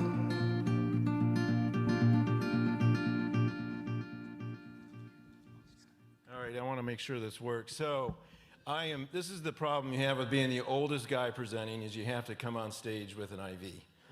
So, I have an active IV in my arm. This is an infusion pump that you'll typically see in an infusion center or a hospital, and this is a monitor. That's a PhD that works for me. I couldn't find an MD, so I had to get a PhD instead. But anyway, I have an active IV going in here. And I'm going to start off just asking a question here. How many people here, raise your hand, how many people here use an iPhone? Not Android, iPhone. No Androids. It's a big market, right? It's 1.4 billion. Do you know how many people in the world get IVs right now? About 1.2 billion a year. In the United States, we sell about 300 million IV catheters, which is about the same as the population, which is quite crazy. And things can go wrong with them. So what IV Watch does is we have a patient monitor. This does hurt. I will tell you, this hurts. So I actually have an infusate coming in off this syringe pump into my arm right now, and this is an IV Watch monitor. And what we do is we actually have a small sensor that is monitoring to make sure that that infusate is going into the vein. And you ask, well, why does that matter? So if you actually search on IV extravasation or IV infiltration, these are the images you find on Google. And these are now being censored because people don't want you to see them. I want to tell you a story, Melissa Williams. We just filmed this last week. I want you to notice her hand. That's an amputation it's called a ring finger amputation. And basically, over the course of the last 7 years, Melissa's got 1 permanent disability, 2 lost fingers, 27 procedures, 7 painful years, 97 hospital nights, 153 therapy days, $500,000 in lost wages, and 1 son who has Asperger's disease lost the mother he knew. So our vision at IV Watch right now is actually to become the IV safety company. And what you see here is this thing detected probably in about a cc and a half that the drugs are not flowing into my vein, but they're actually flowing into the tissue outside the vein. And the way this works is we inject light into the tissue, and we look at how that light is reflected back. We do different colors. And we can tell when drugs are starting to show up that are not supposed to be there. So just a little bit about IV Watch. We have 69 global patents right now. We're in 12 countries. The company we're kind of drowning right now a little bit. We have about 80 evaluations scheduled for this year. We have had 12 regulatory audits. It's cleared by the FDA. And we have about 50 employees. We've raised about $90 million to build this medical device company. We do all of our own manufacturing here in Virginia. We do all of our own R&D. And we ship all over the world right now. is becoming standard of care in many major hospitals, and so it's an incredible opportunity. Every one of you here tonight will need this product someday. Every one of you here tonight will get an IV, and it may go bad, and it may cause damage that you don't want to have happen. It may happen to you, it may happen to a loved one. So, what's the market opportunity? I put down here $1 billion. This is just the United States. So where are the countries and the geos that we're in right now? It's about $3.4 billion opportunity. So we are currently in a growth round. We're raising $25 million, and that's IV Watch.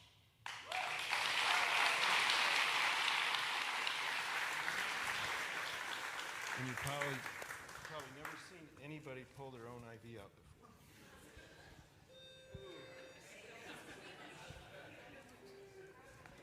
We got knives and needles.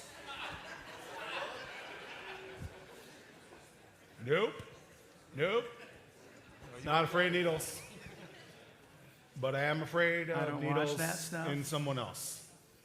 You laughed at me twice. Thank you, Allison, the comedian. Wow. You got one. Oh. Ooh. Shirt. Who wants a shirt? All right, I'm going for camera guy. Let's see. Oh, there's two back there. I just had to get warmed up. That was. You That's- are like that's that no guy fun. stealing some kid's baseball at a baseball game. That was not intended for you. Oof. Olive oil hands. I was close. We had judges. That's it. We had some judges. Oh yeah, yeah. Remember, there was judges mixed in the crowd the entire time. That was pretty interesting. No one has ever known who they are. I still don't know who they are. I don't know There what they look are. like. Oh. So we're going to ask the judges. Wow. Are to these come up to COVID the pictures or stage recent pictures? To reveal yourself, not. You know what I'm saying? It's like I'm not funny. I met this guy. He does not look like this picture. All right. He has a Justin, shaved head. Justin Dunbar, come on down. All right. Himalaya. Himalaya Rao, come on down. Oh, they have a Aurelia whole row. Flores, come on down. Wait, all of them? They're in the Kim same Byrne, spot? Craig Snodgrass, did they all sit together? Wow. We told them all to like scatter throughout. We didn't know. It's all good. It's all Are good. you serious? Y'all sat together this whole time? No, the lights are bright. The lights are bright. I feel scammed. I was close. Well, not as close to being killed by a knife tonight.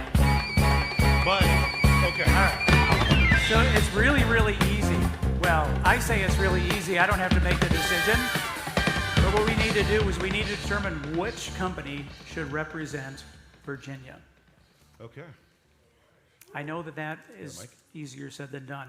If you need to ask a clarifying question, now is your time. Yep. Take the microphone. Each judge gets one total question, not one per company, one total question. To help If you them guys with have a their question, decision. You get to ask at this point. This goes back to like me not answering text. A lot of people asking if there's question and answer, and I didn't say if there was. I didn't even answer at all. So I think we have a question. we have a question. Aurelia. Sorry, Pat. Shout out Pat, the AV guy, incredible guy, great beard.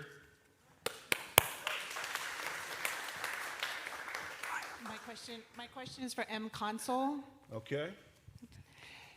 Tell us where you are with product development. Has a first fully developed product been built? And if not, where are you with that?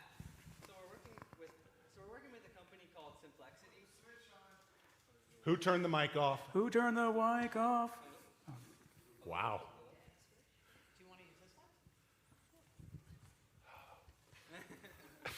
I gave you props, and then the mic goes dead. Come on, Pete. Oh. Hello? There we go. Yeah, so we're working with a company called Simplexity to take my 3D printed, hodgepodge prototype from 3D printed to injection molding. We're gonna have a metal rail. We're gonna have our own PCB on the inside, and right now we're on the 3rd prototype, and we've gotten the PCB to actually connect to the phone. We've gotten some SLS printed parts back, and they're working pretty good right now. So right now we're in the mechanical stages of making sure it's perfect for injection molding. All right. Yeah. Sounds like a good enough answer to me. Anyone else? Raise your hand if you have a question. Kate.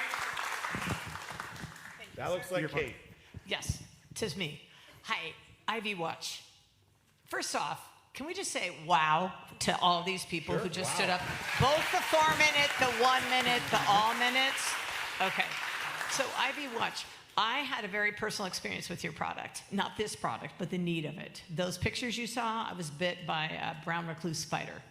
Had necrotizing fasciitis, spent 11 days in the hospital, 4 months getting oxygen, blah, blah. I had a lot of interaction with nurses. Some were happy, most were not. A lot of them were not necessarily tech savvy. So my question is, what are you doing to ensure that those who are going to be reading I mean, it's a great idea, but making sure that the people that are actually supposed to be monitoring it that they understand it, and also that the signal goes through, because sometimes at a hospital, signals that it's bad. You don't always have great bandwidth. So there's the user interface on the product. There's 2 of them that are on there. One is just a state machine, so it's just yellow, red. If it's red, we are 99% sensitive. The FDA allows us to claim that it's bad. You should pull the IV. So it's very simple interface. We also have a line plot on there to show how close we are getting to that signal. That's meant more for like anesthesiologists that want to see if they have a tucked and draped surgery. They don't want to have to stop open heart surgery, so they can see the rate it's changing. So we have both types of interfaces on the product. Okay, cool. So both. Okay, thank you. You're welcome. Let's go. Sure. Hold on, let me look. This. He's not on there. Oh. No, that's the COVID hair. We all had that. We all had that fun phase. Update the headshot. Chapter 17 of Anomaly. It did not look like what I wanted it to look like, I'll tell you that. My question is for the Gab VR. What are the hardware requirements associated? I understand the subscription piece, but does somebody also have to buy hardware? Yes, sir. So we're funding the cost for the hardware for the time being, but that is something that schools have told us that they are happy to pay for. Our average contract size is going to be around $70,000, and the cost of the headsets, places for them to store the headsets will all be included in their cost. Simply for a contract size around, let's say, 900 schools, they're sharing the headsets within the classroom space. So we're buying around 50 headsets, and they can store them within 2 of the case headsets for the Oculus Quest. Yes, sir. So, recent picture. Yeah, recent. So my question is for Accomplify, Miguel. So when you're looking at compliance, are you talking mostly retail banks, commercial banks? What's that regulatory space look like? And does that tie into the stress tests that the Fed does? This is identifying the customer. So the biggest gap is with community banks, credit unions, money transmitters, and fintechs, that they lack the back office tools to effectively manage compliance. Most of the penalties that the regulators are assessing on banks are because of this lack of ability to orchestrate the compliance process. We're choosing to go and help them just become better at this process.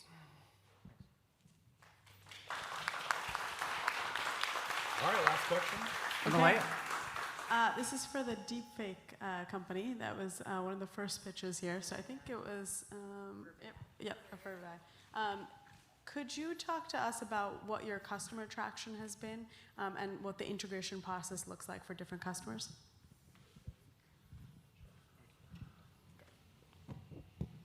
Thank you. So we ran a closed beta in June with leading civic, tech, and media organizations. Closer. Yeah? All right. So we ran that closed beta. We've seen that overall there's a lot of interest, but our initial go-to-market strategy is with DoD. They have a number of active solicitations right now for deepfake detection because our foreign adversaries are weaponizing this content, using it in influence operations domestically. And that's where we want the initial carve out. Long term, like I said, we're in a new digital age, but DoD is definitely our initial go-to-market.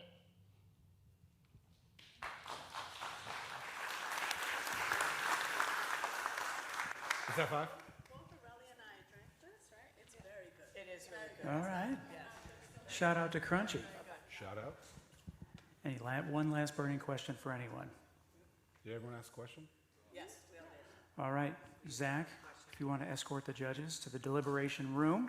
I don't know where that is. Second dressing room. This way? But we did not realize that we have a second, I guess, guest I think judge, we're going here, if you but I don't will. know. In order to introduce that guest judge, I want to bring up Chris Davidson from Orca Strategies to make that introduction. Chris.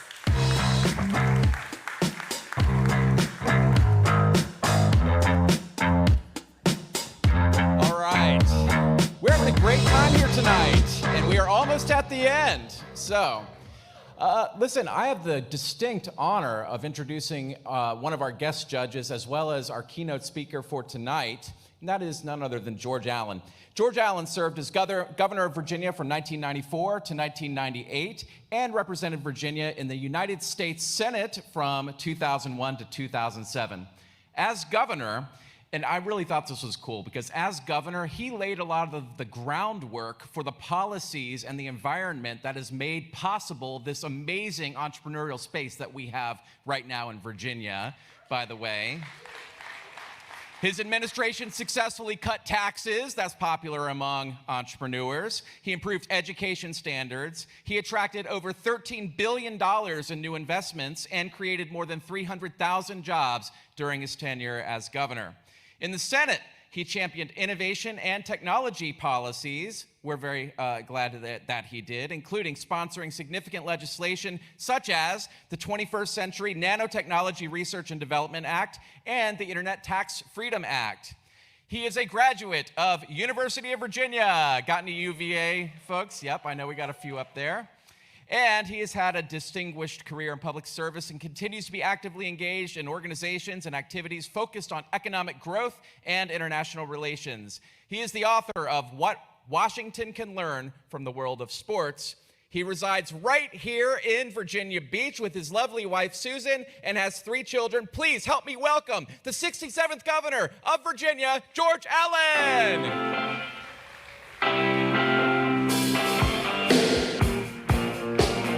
Thank you, Chris. That's okay. I'm fine. Thank you. So that's the walk-up song. I was hoping it'd be Rocky Top or Country Roads. But Chris, thank you for that kind introduction. And I really want to commend Pegasus, Innovate Hampton Roads, Virginia Beach, Orca Strategies, NASA, and the NASA Technology Transfer Program for the Startup World Cup competition. I didn't know what I was getting into when Chris asked me to be a keynote speaker while you're all waiting for the jury deliberations here with it. But I'd hate to be one of the judges to actually make these decisions. I've just went through them, Forentify, fantastic ideas, Agricism, Drone Up, and Tom Walker, they're doing fantastic. Amruta Magazine Jukebox, I thought they'd have Don't Rock the Jukebox for their song Complify. Gab Global, gosh, you can talk fast. You'd be great in 30-second ads. MCon, Psychonic, and Ivy Watch. Ivy Watch, my goodness, you get the most courageous award in the presentation. To actually get stuck, we're all cringing watching all of that. Chris mentioned I was governor. When I was governor, I wanted the world to know that Virginia was open for business. We wanted to compete and get Virginia moving in a much more competitive way than it had been, and not reliant just on the federal government, working to make sure those jobs, I didn't create those 312,000 jobs. The private sector created the jobs. The role of the government is to make sure you have the right conditions precedent or the right field or the right environment so that entrepreneurs, like so many of y'all here, and whether it was the 4-minute or the 1 minutes and the fish scalers, you all have an idea, you take a risk, you invest. And that's what you want. You want to have this the best state to do business in, to make it a better state to live, learn, work, and to raise a family. And one of the things in Virginia, now you could cheer for that. Yeah, that's what we want. But we're in competition with other states, the Carolinas, Tennessee, Texas, Florida, Georgia, and others. And we need to constantly be improving. That's what I loved about these presentations. You all have creative ideas, ingenious ideas, improvements. One of the things that makes me so happy and invigorated to be here and watching all of this and those supporting those creative entrepreneurs is that Virginia always looks to the past, and foundational principles are important, that the role of government, the sum of good government, as Thomas Jefferson said in his inaugural address of 1801, that the sum of good government is a wise and frugal government which shall restrain men from injuring one another, but otherwise leave them free to regulate their own pursuits of industry and improvement, and the government should not take from the mouths of labor the bread they have earned. I consider that still the sum of good government. Now in Virginia, I'm going to see if I can I had to come up with a joke because of Allison, the comedian. All right, Allison, since you're the comedian, how many Virginians does it take to change a light bulb? One, okay. No, it's 5. You meant 5. 1 to change the light bulb and 4 to talk about how great the old light bulb was. Now, what Virginia needs to do, and this is what we try to do, and it got called a Silicon Dominion from the technology companies, semiconductor fabs and Oracle and others, is it got called a Silicon Dominion, and you got to be willing to change, to adapt, to innovate and improve. I had pictures of wild horses running across open rangeland. And there was a quote under it, and I had this in all my cabinet secretaries' offices, and it says, you either make dust or eat dust. You entrepreneurs, you're making dust. You are leaders. You are fantastic. You give people like me and many others, and I hope this, whoever's broadcasting this, I hope this is seen far and wide. You all inspire Virginians. You inspire people all across the United States of America. Whoever wins this, we're all going to be cheering for you. But we cheer for all of the 10 finalists. You all are great.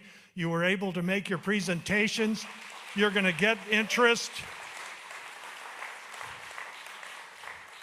And the best part of it all is that I grew up in the world of sports, on football and rugby teams, and the players on my father's teams and the teams I played on. They were from all over the country, different races, different religions, different ethnicities. Some were from Tennessee, some were from California, some, all over, some from other countries.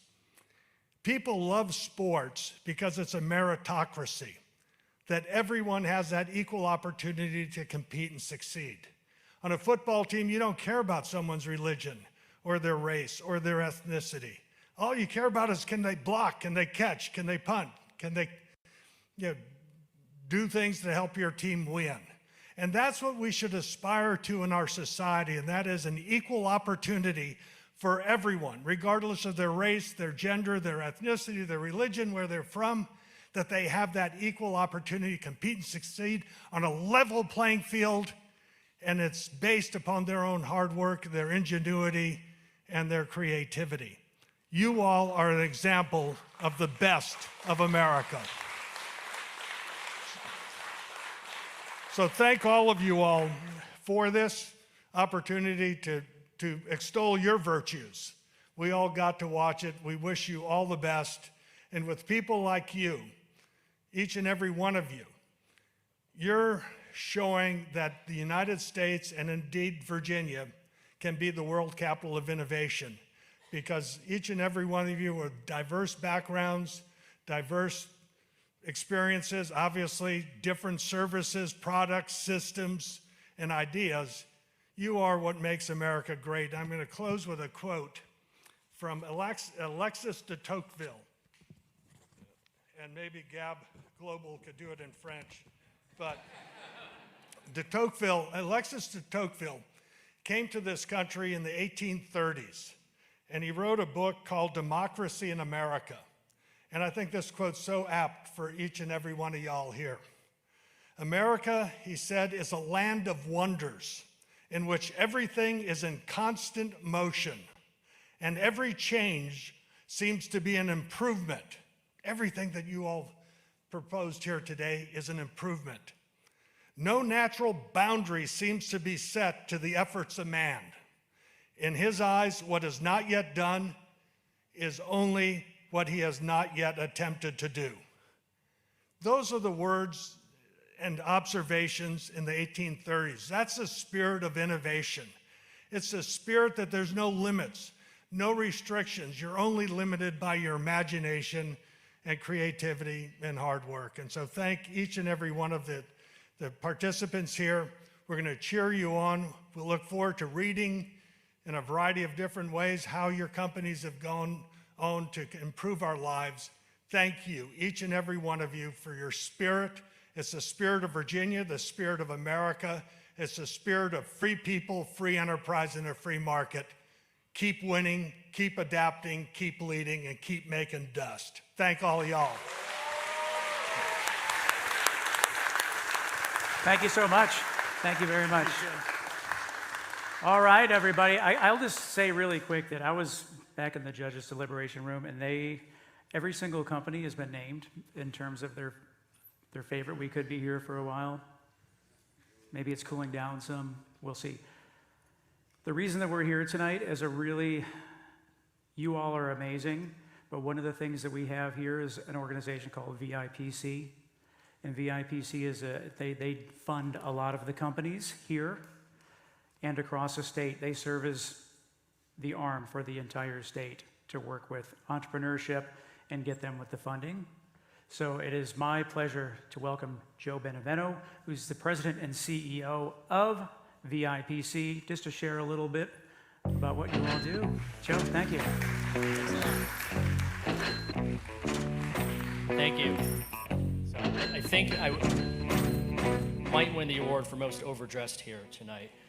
I just want to acknowledge Tim and Zach in Innovate Hampton Roads. These guys bring it, don't they? They bring the energy, and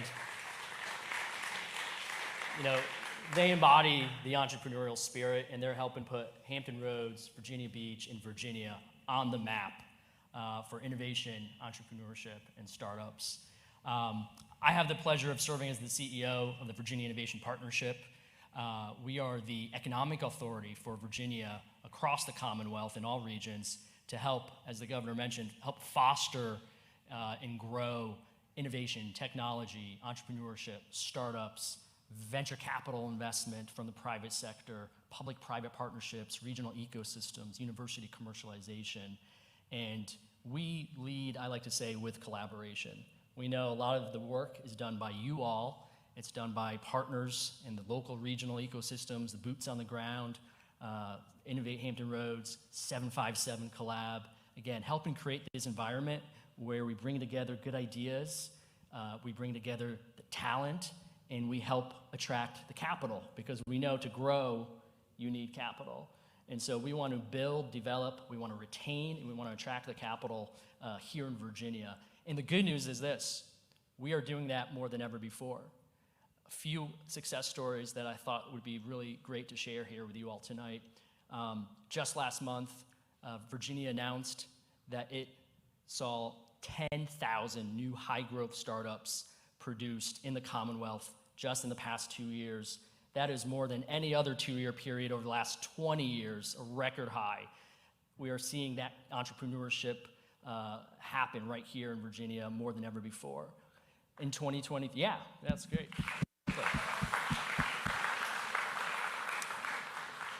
Last year, Virginia was ranked number 8 in the country for venture capital investment activity. That's the highest Virginia has ever been ranked. First time in the top 10 in 25 years. So we are putting Virginia on the map. We're getting the story out. We're shining a spotlight on all the great ideas, all the great innovation and entrepreneurs that are here in the room tonight and all across Virginia. And we're attracting capital here to fuel your growth and your success from the private sector.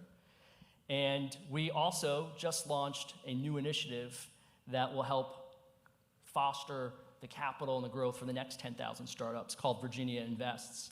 And we launched this new initiative in partnership with private sector venture capital fund manager partners. This is a $100 million out the gate commitment, $100 million that's going to be invested in Virginia-based startups over the next 5 years. And yeah, that's awesome too.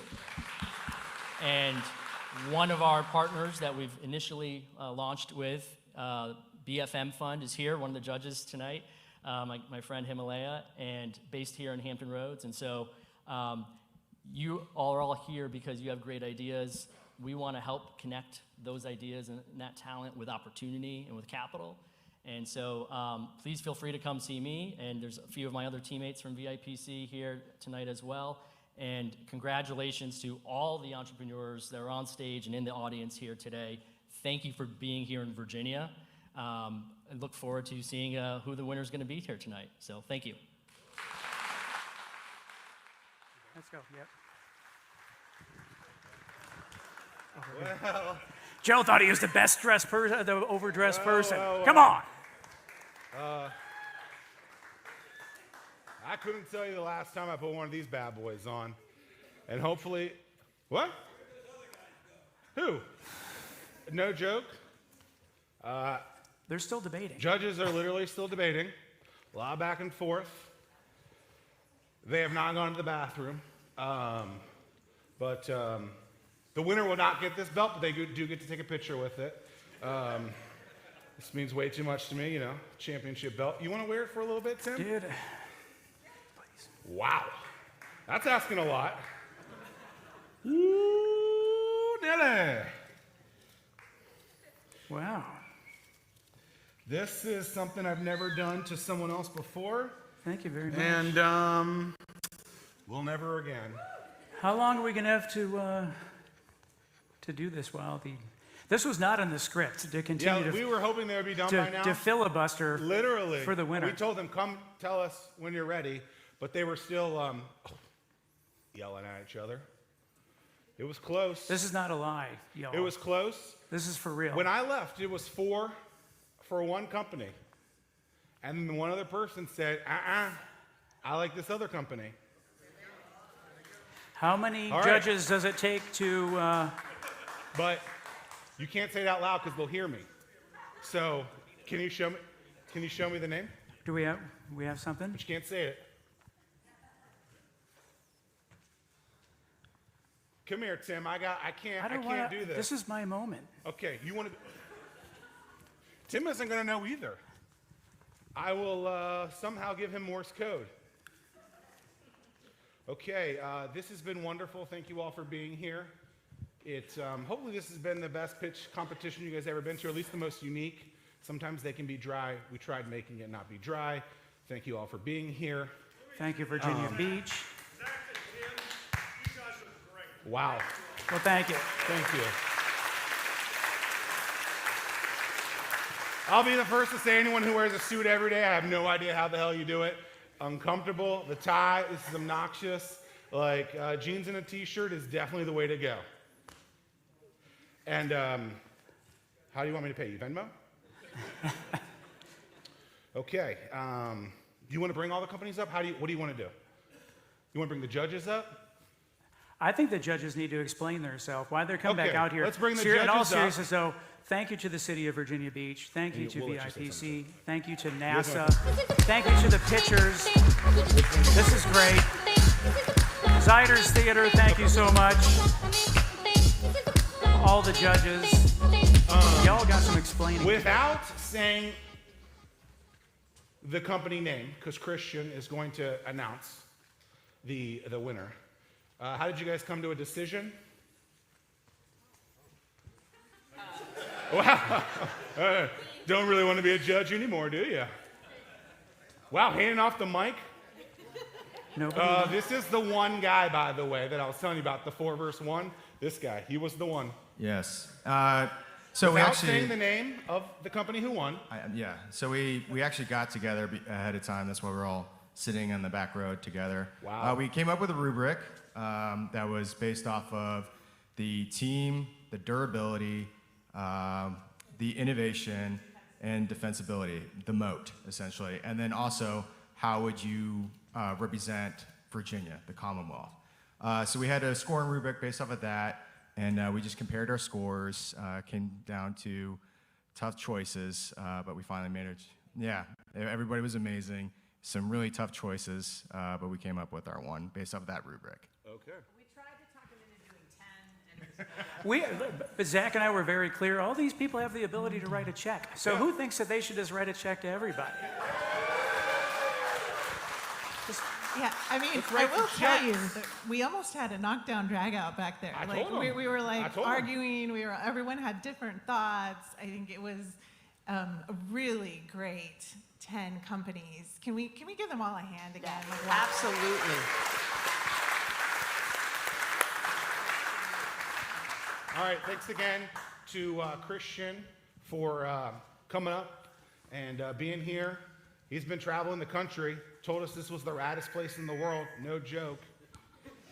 Say some more words, send me the Venmo, I'll send you the Venmo. I can't remember what I'm supposed to do with this. You're sending me a Venmo, I'm sending, got it. Great, thank you. Yeah, this was a phenomenal competition. I mean, all the startups really just blew me away, and it really showed with the judges' deliberation. Had to leave the room, it got really heated, and I think there were some fists thrown, so. But yeah, it came down to 2 in the end. It was really, really close. Again, 2 great competitors, but everyone, all 10 were really phenomenal. You guys did an amazing job. You should be proud of yourselves. But there can only be one winner, only one representative for Virginia going to San Francisco. And the winner is Ivy Watch. Wow. DJ Khaled! All I do is win, win, win, no matter what. Got money on my mind, I can never get enough. And every time I step up in the building, everybody hands go up. And they stay there, and they say yeah, and they say there. Cause all I do is win, win, win. And if you going in, put your hands in the air, make them stay there.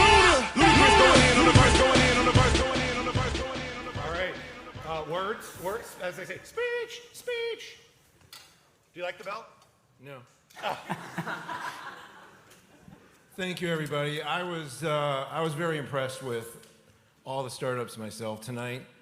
I don't like doing demos, so I guess we got to go to San Francisco and do this again. But thank you all for your support and the region for their support in building this great company. All right. Thank you, everybody. Everybody, we're heading across the street, over across the patio to the Mexican restaurant if you all want to mingle there. If you have some trash, please take the trash with you. Everybody, thank you for a great night. Watch the Furman 4 show every Thursday at 11 a.m. To Zach, Because it's to our awesome. team, you all rock. Thank you so much. Thanks, Allison, team. you're James, amazing. Emmanuel, y'all are awesome. Peace.